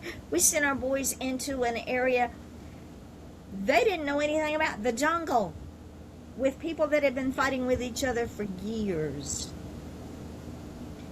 So when Michael sent me that book, all I can say is I almost cried, and this old white woman don't cry for nothing. So I'll call Mary instead. Mary didn't even know she was sending it. It will have his photographs in it, the ones that I can save. Some of them I cannot save. I might. We'll see what happens. But this is very near and dear to him. It's very near and dear to me because I love my veterans. They are very important to me. And for those of you who do not understand about Vietnam, those boys were drafted. They had two choices: enlist, go to college, or be drafted. Yep. We He don't was have actually drafted out of college. so college didn't even save him. No. Because we were running out of service personnel to send over to get killed. That's basically what happened. We were running out of military personnel to go over and get killed. So these service personnel did not have a choice. They were called up. The draft is no longer active. Personally, I think it should be, for men and women alike, and that's another story for another day. But when you belong to Uncle Sam, you belong to Uncle Sam. Mary told me a story yesterday that he was on the bus getting ready to go to boot camp, and the bus stopped in front of his mother's house. He could not wave, he could not speak, he could not look, he had to stare straight ahead. That's painful to know that you're in front of your childhood home and there's nothing you can do to let people know that you're okay and that you're leaving. So I can't wait to get this book out. I can't wait to make it breathe. And I am so humbled and so appreciative that he came back to us and that he trusts what we do. And Mary, I was in the shower last night and the cover hit me in the face. Uh-oh. What I want to do is take the American flag and put his little Marine guy right smack dab in the front of it. Oh. Oh. And the little Marine guy, I know exactly which one she's talking about. That is perfect. Mike will love that. Because it's not going to be a white cover. No, I'm not letting this book get lost. You know, 58,000 is the number we lost over there. Yes, ma'am. 58,000 souls in that place. I remember it well. We have a flag in one of our clubhouses here in the village, and it says, "All gave some, 58,000 plus gave all." Yes, that's right.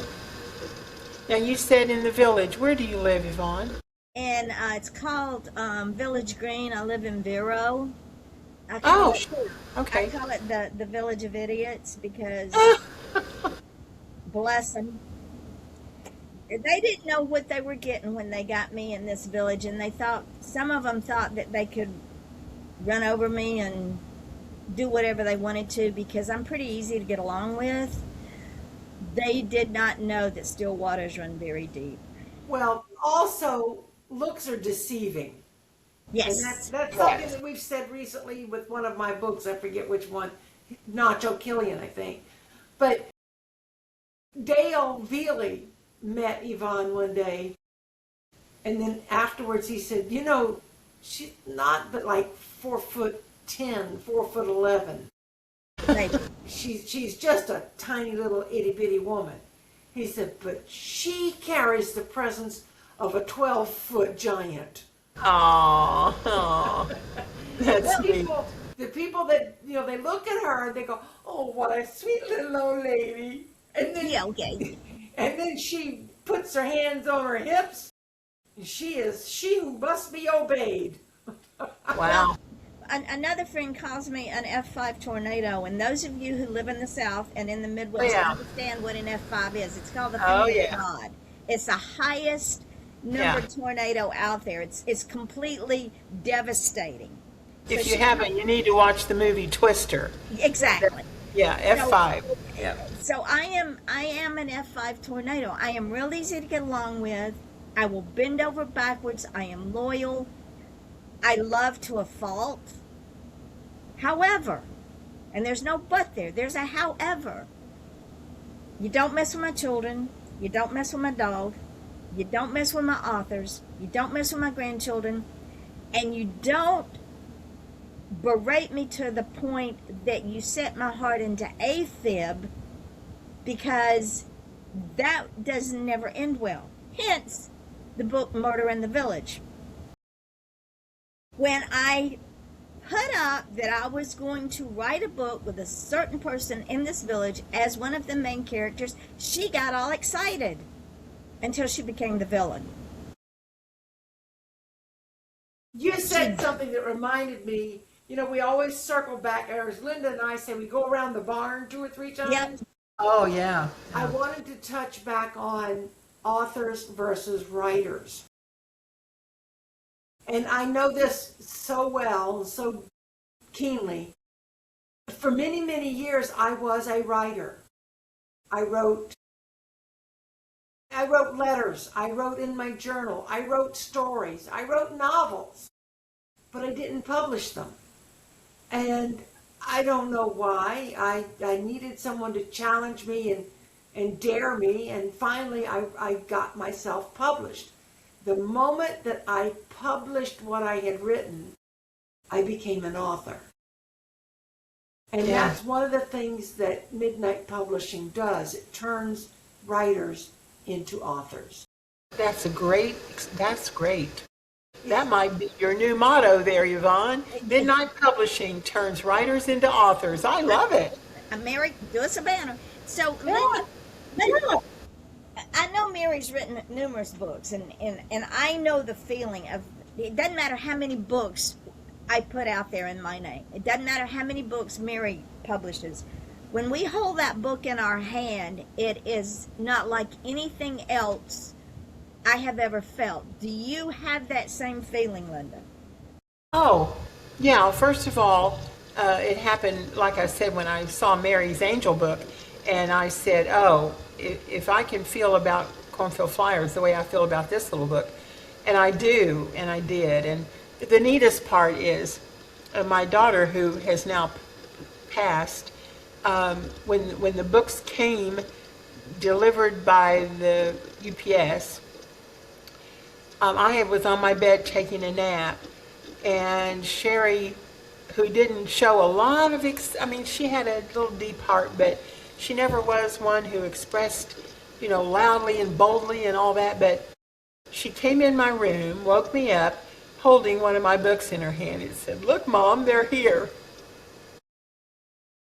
And that's a memory you will hold on to from now on. Yes, Ah, yes. That is so cool. And Linda, you Yeah. asked something earlier that I wanted to circle back to as well about who has Uh-huh. written the most books. Yeah.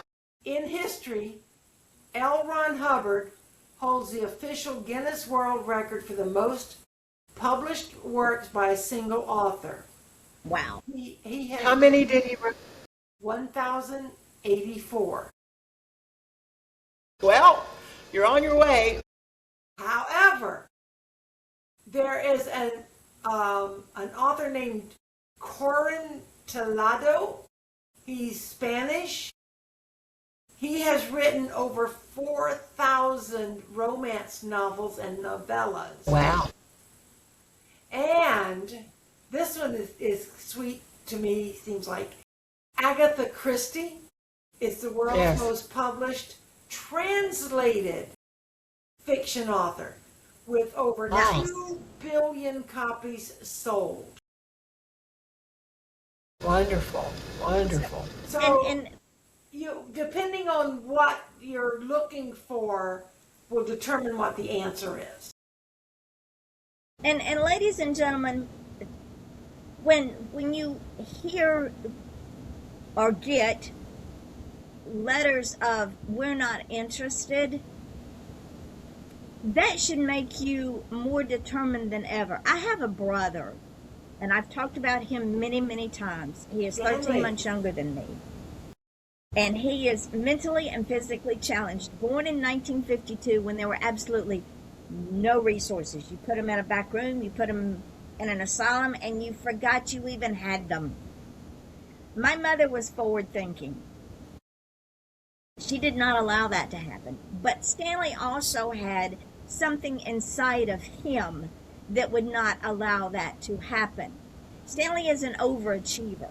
And I say that his mental and physical challenges made him successful not because of them, but in spite of them. Yes.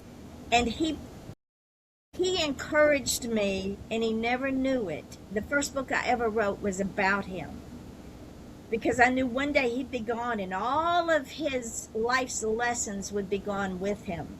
I would be gone, my other brothers and my sister, who's now gone, would be gone. The grandchildren would be gone. Nobody would remember who he was or what he did. So we have Stanleyisms. And one of Stanleyisms is just do it. Yeah. Just understand, if one door closes, that door was not meant for you. You don't sit at a table that you're not invited to. You don't walk into a room where you're not welcome. You find that place where you're embraced and you can grow. I have seen such growth in these authors in the 2 years that we have been running. Gwendolyn Law is another example. That girl sent me September's Chill, and since then I've seen her grown emotionally, mentally, spiritually, psychologically, physically, literarily, if that's a word. If not, I just made it up. I don't I care. think it should be a That's right. word. Because we encourage our authors to just do it. You mentioned being turned down so much. I remember the book Celestine Prophecy, which was #1 for I don't know how long. Go back about 10 or 15 years. It was really popular, Celestine Prophecy. That writer was turned down 3 or 4 times before she found a publisher. And it was, well, you see what happened to it. And I think of Henry Ford, who tried to sell his design for his car and was turned down everywhere he went. And I think with you two, I'm in the company of the little engine that could. And I am really happy to be on board this train, ladies. I'm glad you're here. My That's philosophy is this. And this is another one of these can't control Yvonne things. You can't tell Yvonne what to do things. If you tell me I can't, I'm going to find a way that I can. Because I might not be young enough, strong enough, agile enough to climb over that mountain, Yeah. but I'm going to either go through it or I'm going to find a way around it. And Mary will tell you, I have found a way around so many things in the 2 years, even before when there were no resources. The first book I sent out was Stanley's book. And I had enough rejection letters, and I sent it through snail mail. I had enough rejection letters I could have wallpapered my house. Well, it sat until it was time. Mm-hmm. Published that book by myself on Lulu. Yeah. There was no Amazon. There was no social media. My first social media page was MySpace. I went and dug and dug and dug until I found a reliable, affordable website and built it. For a long time it was free because I didn't have the funds to pay for it. So if you as a writer are determined to live your dream, and you don't allow anybody to steal your dream, they don't have your permission No. at all. Don't give them permission. Like Mary's son, somebody who has never published a book ever is trying to tell this young man who is on his road, his journey, his dream, well, maybe you should. And he puts that little self-saboteur on his shoulder. Yes. And Aaron is going, well, maybe, Mom. And I'm going, look, shut him down. Yeah. Just because you have outgrown him in this arena, don't bring the baggage to the present. No, that's right. Live your dream. It's like Linda says, she's going to be 70. She's 79. Next year, she's going to be the big 80. This woman's going to keep writing until she can. And Linda, if you can't type, dictate. Microsoft has a dictation. You can dictate. I know. That's right. And And, send it to and me. Yvonne, Figure it I out. want to remind you, Yvonne, that in case you face those mountains and you're not quite sure how you're going to get over it, I happen to know some paragliders that could fly you over that mountain. Absolutely. That's another one of my bucket lists. I want to ride one of those suckers. Oh, you should. I'll take. Well, in Florida, there's some really good. Of course, the best ones I think are in Tennessee, but course. there are some real good groups in Florida. Yeah, There are some that fly near my house. and you have to have a two-seater. You know, generally they're just the one-seater, but there Right. are those with two seats. I'll bet you he'd love to fly you. We would have so much fun. I know it.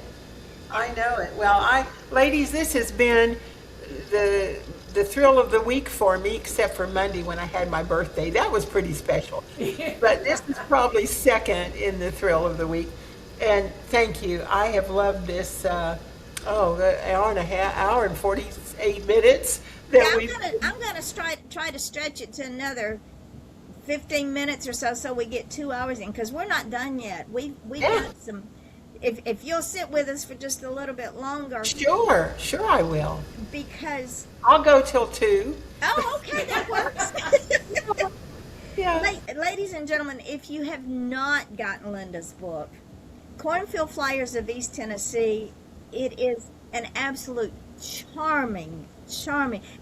It's a children's book. It's a young person's book. It's an adult book. And Mary keeps trying to fade in and out on me. I don't know what I'm going to do with her. So what's going on over here? I was trying to mute my microphone when my buzzer went off, and Oh, everything don't worry went about crazy. it. Mary I have my book right beside me, and I was going to try to show it, but I can't because my camera's not working. So Well, we're going to bring you on again, and we'll figure Okay. out the camera thing. This is the fun part of this show, ladies and gentlemen. We bring our authors back over and over, and I want to circle back around to when I talked about you as the writer, the author. You're the brand. The book is the byproduct, and Yes. people want to know about you. They want to know who you are, how you got there, why you do what you do, because that makes that book personal. That makes them want to pull that book down and read it. Linda's talking about the paragliders and sitting up in bed and her cancer journey. All of that led her to write that little book. yes, And when you as the reader understand the journey, then it makes that book so much more personal. Case in point, I go back to when I was 13. Now, most 13-year-olds barely now read a children's book, much less a 3,000-page novel. Exactly.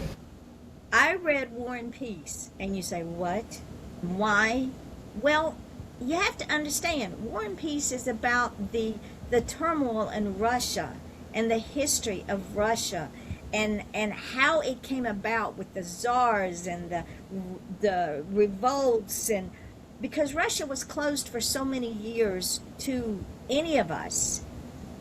They didn't let anything out. So when I read Dr. Zhivago, it made sense. And you have to understand, the Romanovs, the queen, or the empress as she was called, was Queen Victoria's daughter. The one that was killed, remember, they were murdered? That was her daughter. Yes. So then I read Dr. Zhivago, and you go, why? Because, again, it was, for lack of a better phrase, forbidden fruit. Right, Mary? Exactly. And not in the writing, but in the fact that it came out of Russia. When you open your mind as a writer to other genres out there, don't stay, you're a romance writer. We're going to go there. You're a romance writer, so all you read is romance books. Well, after a time, they get boring. Oh, yeah. You begin to write in that vein. So in order to keep your audience engaged and keep your reader base engaged, you want to maybe read a Western, a sci-fi, a horror, because you can always mix those genres in your book. Right, Mary? Absolutely. And, that's the beautiful thing about you and Midnight Publishing. You'll take anything and you'll read everything. And when I first, one of the things that really convinced me to become involved with Midnight Publishing was Yvonne said, word for word, literally like she had echoed my husband. Because I had been on a trip in my head. I thought I needed to find an agent, and I needed to find somebody to get me on one of the big 6 publishers. If I'd known then what I know now, I wouldn't have even considered it. But that was what I thought I needed to do. And so I spent way too much time sending out emails and trying to customize my packages for these agents. And when I told Yvonne that's what I was doing, she said, why are you wasting your valuable time when you could be writing? And that was exactly what Curtis had told me. Except then Curtis said, why don't you become an agent? I'm like, I don't think so. But those agents will tell you, I will only accept books in this genre or that genre. And they are so specialized. Rigid. I don't even think specialized is the right word. They're Limited, rigid. well, no, limited I maybe. want to Or, say prejudiced almost. They will only accept romantic fantasy with unicorns, or they'll only accept stories about vampires, or they'll only accept realistic westerns. They're very, very narrow in their scope. So they specialize in this one category. And if you don't fit there, then you're just, as my mother used to say, SOL. You are Yes. sure out of luck. But that's right. the beautiful thing about Midnight Publishing is we only exclude erotica because we don't believe that we need to be publishing how-to manuals for something that is so common and so natural that people can do it all the time. It's this. We just don't need. We don't. Romance, no problem. What was it? Kara Benson said, "The door is closed. You know what's going on behind the door, but you don't need to open it and see what's inside." So, we don't. Exactly. We don't shy away from love stories. We don't shy away from kind of suggestive scenery, but we don't need to know the ins and outs of everything. Right. But everything else, open game. And that leads to Yvonne or me reading stories that take our breath away. And finding, we write memoirs, we write poems, we write sci-fi, we write about domestic violence, we write about angels, we write about people flying over cornfields. It doesn't matter. We find a way to, and they're selling, the books are selling. And, they're not just selling, they're selling around the world. Around the world, we have fans. In fact, I just got a message. I've never met this woman in my life, but she's and I are internet friends. Julitha Mary just loves my books.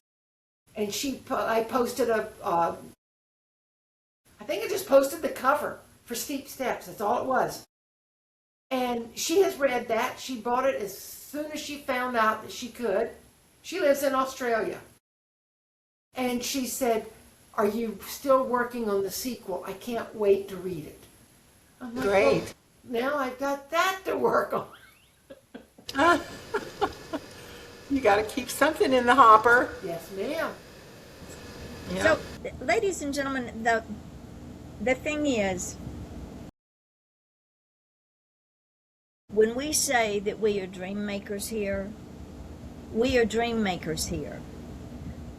I don't want an author to come to me and say, I really wanted to write this story, but I'm not sure it's good enough, and I'm not sure you will accept it. It's 138 words long. It's 250 pages. It's about whatever. Is it My good enough? demographics. Yeah, we Kara- don't do demographics. Kara No. sent it broke my heart because she'd been working for so long with the mainstream publishers who expect you to send us a comparative list. What 3 to 5 books do you write like? What is this? Where would your book sit on a bookshelf in a bookstore? And who are your demographics? Who are your main readers? Well, my books and Linda's books and Yvonne's books, all of our books. And yes, Yvonne's books, her true crimes, they are, certain people like those and certain people don't. But then we've got these other books like the Village Idiot book, Murder in the Village. Anybody can read that. It's not made for adults, but adults will enjoy it. But a young adult reader will enjoy it too. Might be a little advanced for children, 10 years or younger, but a 12-year-old would love to read it, and it's easy enough to read. It's not, Ravens cry. We don't pigeonhole our authors. That's what Mary's That's what trying I'm to trying say. to say. Exactly. We do not put our authors, any of our authors, whether they're children, whether they're spiritual inspiration, whether they're nonfiction, whether they're fiction, whether they're sci-fi, horror, we don't put our authors in a pigeonhole. We do Our coloring books are our coloring books.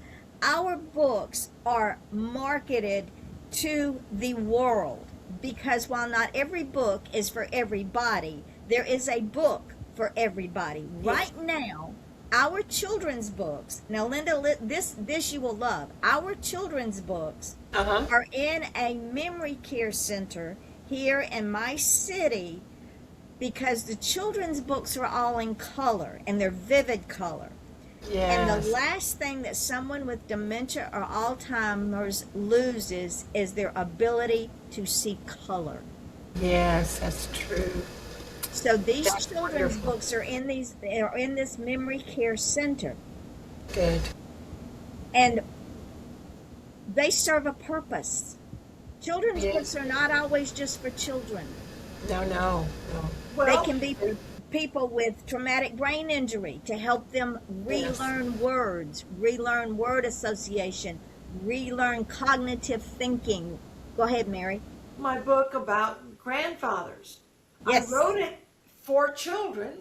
Yvonne looks at it. She goes, "This would make a great gift for a grandfather or a father for Father's Day." It would. My book, If I Could Be a Giant. I was just writing this imaginative story about if I could be a giant, I could eat all the pie kind of thing. I was probably hungry when I wrote that.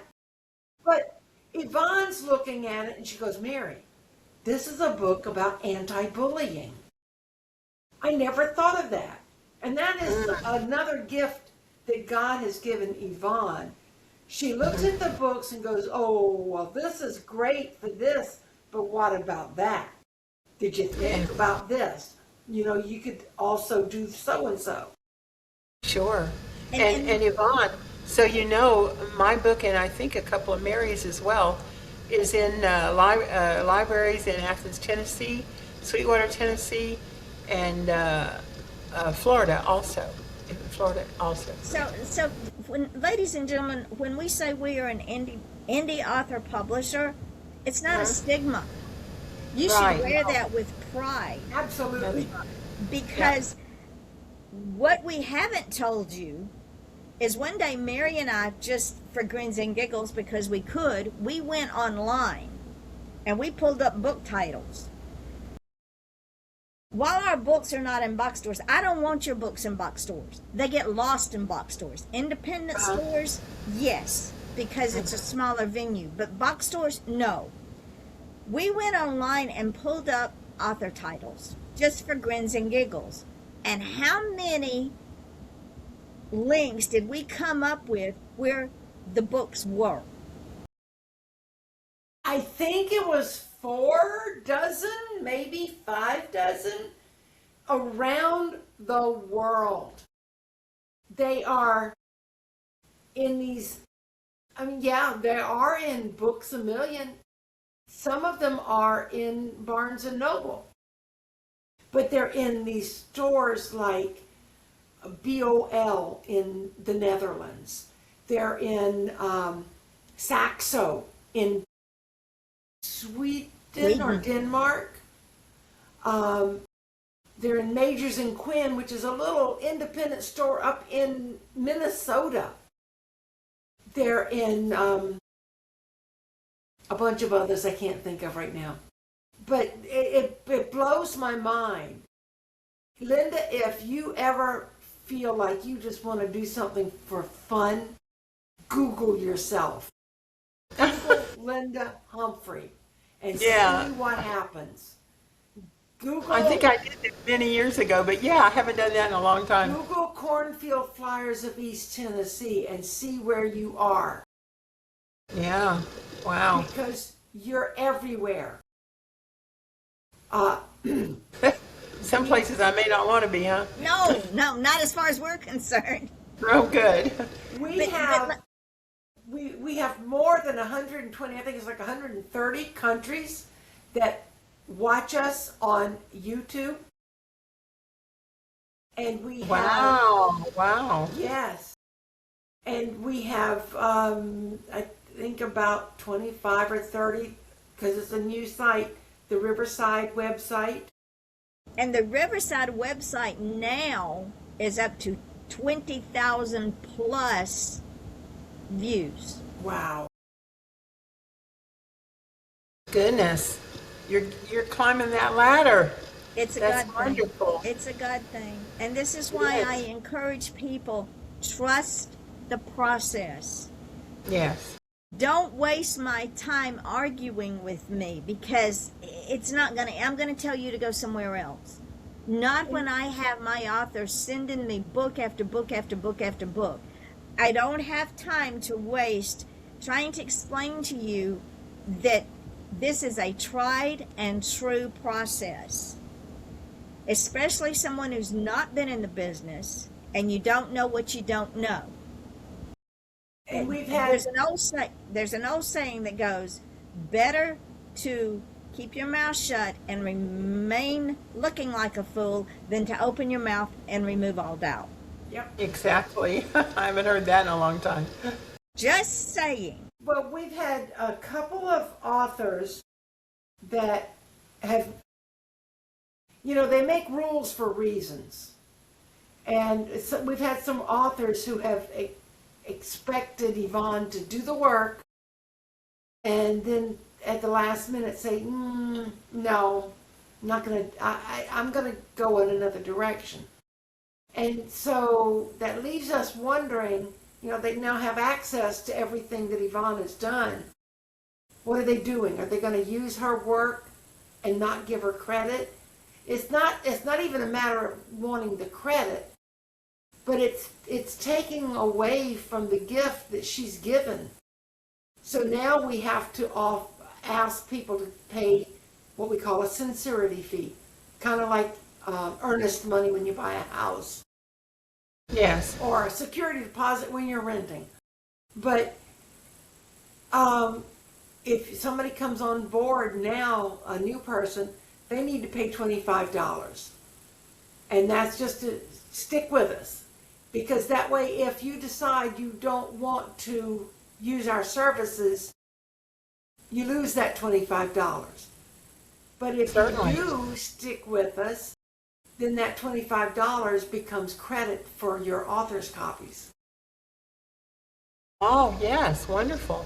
And then we also Wonderful. charge what my son calls the aggravation fee. There have been times that some authors have said, "Oh, great, my book, it's on Amazon. I love it. Thank you. I approve. Go for it." And then they come back a couple of weeks later and they say, Aunt Sally looked at my book on Amazon and she said she didn't like the cover. I need you to take it down and redo it. Or worse yet, I found a typo on page 47.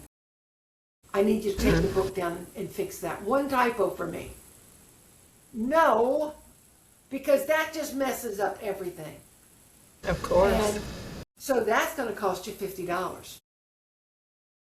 And Per thing I have to correct. Per thing I have to correct. We had one author, she wanted the cover change, she wanted the font change, she wanted the graphic change. This was already after the book was live, and I said, okay, but it's going to cost you $50 for everything that I have to do. changed because her I mind have- quick, didn't you? Yeah. And then you go to the bottom of the pile. And the reason for that, ladies and gentlemen, I send everything back to the author for approval. And I keep those emails.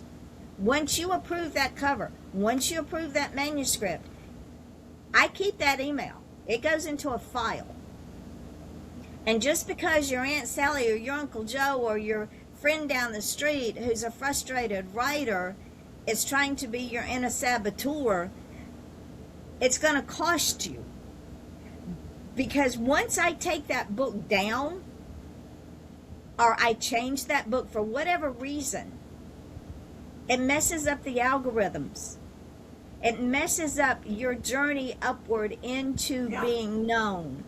You start all over. That is not fair to you. If I make a mistake, I'll fix it. And I will own it. Because I'm human. I make mistakes. And you catch it after I get it up there, and none of us have caught it in between time. That's my mistake. Do you ever, a year or two down the road or whatever, release the same book with a new cover? And if you do, what does that cost? Absolutely nothing. We've But you actually would do talked it? about that. Okay. And the reason for that, Linda, as with everything in the world, sometimes it needs refreshing. Uh-huh. The cover needs a new cover. That's just something else that I will offer my authors. Like, for instance, let's just say Cornfield Fliers of East Tennessee. Down the road, if you decide, okay, let's do something different. It's time for it to get a new breath of life. The reason for that is because then it's in people's face again. People see it again as something new because it pops up as something new. They might have missed it first time around, but when it pops up again with a new cover, that, oh, how did I miss this? Huh? Yeah. And that's an easy thing to do. So, Okay, well, that's an answer. Thank you. you're welcome. But Well, that's just my another little service. angel book could stand a revision.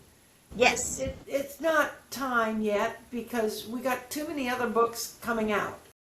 Well, that'd be an easy cover for me to fix. Yeah. And we could fix we could fix the graphics. I mean, there are so many avenues that I can take, and it is not that difficult for me to do it. But if it's just something because Aunt Susie, Uncle Joe are your best friend sitting on your shoulder trying to destroy your dream, then somebody's going to pay for that, either you or they are. Yeah, yeah. Because, Linda, Yvonne has to pay for the programs she uses. Of course. Of course, And yeah. she does this out of the generosity of her heart because God put it on her heart to do this. And we were talking yesterday, there's one program that's cutting edge, but they throttle her down. Even though she pays for the program, they still limit her to how many images she can use per day or how many videos she can make per day. And they want a pretty hefty penny for the next upgrade. And I said, well, we'll just have to start charging people for when they want to make their little mistakes. Sure. Hey, absolutely. And Mary said, if I'm finding another program, no, I have set the standard. I am not going to settle. That's not in my DNA. I won't settle. I could, but I'm not going to because I set the standard Well, in you've this already industry. spoiled us. I know, right? That's right. So it takes a day or two extra to get somebody's graphic novel up. So be it. What I did find out is if I put up a cover that I need to change, I don't get penalized for that. It's just for them to build a graphic. And I think I can also do videos. I can do ad copy all day long. They don't penalize me for that. It's just the building of the graphics that they shut me down on. So it's not that the entire thing is limited. But I will not, ladies and gentlemen, I will not lower the standards of Midnight Publishing because there's a workaround. I use two different programs. I use Night Cafe when I have to, and I use Grok. And right now, Grok outshines Night Cafe, hands down. I've played with other programs. I don't like them because, case in point, Margot Milburn, who is my first international author, she's from Cornwall. And for those of y'all who don't know where Cornwall is, it's not in the United States. It's across the pond on the island of England. Wow. Uh-huh. She has a book coming out called Pasties and Passion under Penwell and Lighthouse. Now, pasties are not the things that strippers use. It's pastries. It's pies. They call them pastries. Yeah. Got it. And so when I did her video to promote her book, I didn't ask for a certain dialect or a certain inflection. And Mary will tell you the video is done with a British accent. That's great. Yeah.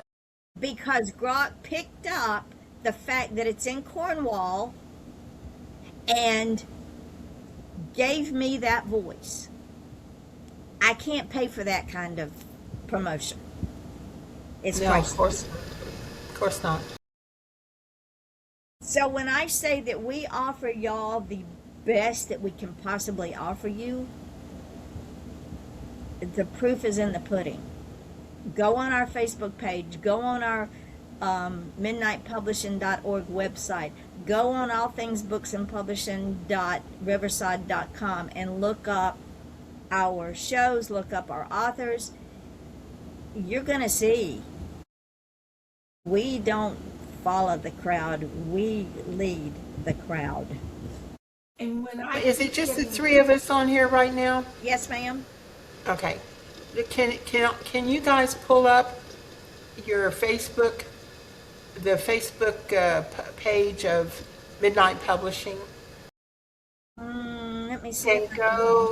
and go to the post that's promoting Mary's book, Am I Depressed? It was from a couple of days ago, well, 22 hours ago. Let me see if I can pull up I might can pull it up here. Hang on. Bear with me. I've got y'all blocked for a hot minute. I'm No, looking it up too. Do you see it, Mary? I'm on the Midnight Publishing page, Okay. and I see that This Am I was Depressed? 22 hours ago. It's got the cover, evidently, of your book, Am I Yep. Depressed? Okay. I got it. You got it, Yvonne? I'm pulling it up now. Okay. Hopefully I can get it up here. We're going to see. I don't know. That if you can- one. Okay. I'm looking at the name. Okay, Oh, my it's- name is spelled wrong. See? Mary Brotherton. So now I have to fix that. And then you Yes. approved it, Mary. Very good. And what's so funny about this is, I don't remember, one of my kids or my cousin, somebody didn't know how to spell your name, and I hadn't said it all. You were just Mary B, or GSS. And they said, oh, I know who you're talking about, Mary Brotherton. And I said, no, it's Brotherton. And when I saw this, I had to chuckle because I said, oh my gosh, there it is. It's haunting us. And see, That's that's an easy actually fix for me funny. to do. Sure it is, yeah. Yeah, that cover is something, isn't it? I love the cover. Now there is Wow. another on the ad. You've spelled it correctly. Just on the cover, I misspelled it. Yep. And Yeah. I think I was getting tired. And ladies and gentlemen, what very few people know about me is when I get tired, Oh, there's two things that happen to me. I stutter and I transpose letters. I know that I'll just about leave me. them out. yeah. It's Well, me. Well, that Well, was Mary an will excellent tell you. catch, Linda, because I looked at it yesterday and I did not see it. Well, I'm sure it would have been caught before it went to print, but I mean, it was funny because of what had happened in the past. But at 2 o'clock in the afternoon is when I hit my wall. So and my family will tell you that. My vision is done for the day, my legs are done for the day. I can still sit here and do some writing, but to do anything physically, well, I understand exactly what you're talking about. I don't sleep. Oh, well, that's not good. And so because I don't sleep, I hit walls. Sure, yeah.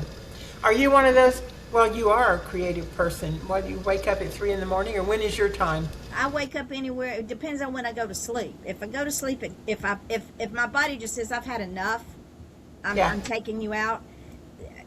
I can go to sleep for 2 hours at 10. I'm up at midnight. I'm up at 3. I'm up at 4. Yep. My dog thinks I'm insane. Aw. Well, last night it was 12:30 to 3:30 in the morning for me that I was awake, wide awake. And it's hard for me I have to be real careful what I do because I'm in a house with a roommate and I can't make noise, and I have to, I mean, I could come out here and do some writing, which if that happens again, I'm going to do. Right. And you'll have more chapters on my, you'll have more chapters on my front porch stories. But I'm the same way, Yvonne. It just depends. Once I've had 3 or 4 hours, well, Katie barred the door. There you go. You know. So we have now reached almost 1 o'clock. If y'all I can. know. Time And we goes started by it. Look how fast time flies. when we're my having gosh. fun. Mary and I, every time we go out to lunch, it's at least 4 hours, isn't it, Yeah, Mary? that's Minimum. Yeah, yeah, that's right. Do you guys ever get together, physically together, very Yeah. often? We haven't been together in about 6 months though. Oh, since her heart attack, we haven't been Yes. together. It's Yeah. time. You've got to get where you've Yes. been, madam. I'm almost It to is. the point where I can do that. I mean, She told me that 3 months ago, and I'm still waiting. well, I'm yeah, coming down. Was it yesterday or the day before? I decided The day that before. I needed to go to the emergency room for Yes, grins and kicks and giggles. yeah. So you're Yeah. coming down when, Linda? November, I'll be down for a few days, and I would love if we could somehow arrange to We should do that. together. That's a long Yes, time away from now, though. I would love that. So Yeah. before we close the show, Linda, what final thoughts do you have for our guest? Just don't, like I was ready to give up on Cornfield Fliers because I couldn't find anybody to do the illustrations. And that's, of course, when God answered my prayer almost immediately and sent Mary, because he was talking to her at the same time, and it got done. And don't give up. Don't give up if you've got the book in you and you haven't started it. You still haven't put one word from your mind to paper. Just start it. Pick a time, pick a date, and just start it. And I promise you, if you'll just sit down and start writing anything, even if it's gibberish, just sit down and write something. It will start to come. And don't give up if it's your dream. Don't ever give up if it's your dream. Don't. I mean, here I am, 79, and writing another book, and I just, I'm a big believer in that. You just don't ever give up, and you've mentioned that a lot in your comments, and Mary has too. And like I said before, I think I'm riding on the train with the little engine that could, and I'm so glad, because I can't wait to see my new book in print and start on another one. So don't give up. Don't ever give up. I'm glad to hear And that. Remember Linda, Because Yeah, remember Linda told me the most about a important. month ago that she thought this front Huh? porch story was going to be her last book, and now she's saying Yeah, I did. now she's saying something different. I love it. Yeah, my birthday, my 79th birthday, along with other stuff in my life, it kind of did a number on me, but I'm feeling a lot better about it now. So, yeah, maybe I'll do another one. and Linda, I am probably going to change that cover because there's a cover that is in my head Huh? that won't shut up What cover is you're talking about? What book? for your new one. Oh, Front Porch Stories? Yeah, there's Okay. it won't shut up, and I will know more once I get into the book. But as a child, I spent many summers. I spent a lot of my young life at my maternal grandmother's house because I stayed with her because of my brother. She had a swing on her front porch. That's where the stories were told. Yes. So Well, that red swing came from my Tennessee house. I had a red porch swing, and my daughter would come up when she would visit, and she said, "Are we going to the swing, Mom?" And yeah, we were. And even in cold weather, we'd take a blanket and we would ride a swing Yep. on that swing, going back and forth, and it was red. And Mary and I, you may have some competition there, because Mary and I pretty much love that cover. Not that I. don't be married to it. Okay. Well, Trust me, don't be married to it. We will see once we get into it and I really look at the covers. And what happened? Here's another question because I'm new at this with you. What happens if I want to stick with my old cover? What happens? We'll stick with it. I won't be happy, but we'll stick with it. Oh boy, when mom ain't happy, ain't nobody happy. There you go. Well, I will tell you, I had a cover in mind for Faith and Folly that I thought when Yvonne sees this, she's going to love it. She's just gonna go with it. And Yvonne came back and she says, Mary, no, try this one instead. And it was perfect, absolutely perfect. But then I sent her the cover that I had used for my Journey with Angels. And I said, I understand if you don't like it, use something else, but this is what I used the first time. She said, this is perfect. I like it. I can work with this. Oh, y'all, I got to answer a phone call. So I'm Okay, go ahead. We're gonna close out. Answer your phone call. I love you. I will talk to you later. Love you guys. Love you. Bye bye. Bye. Bye.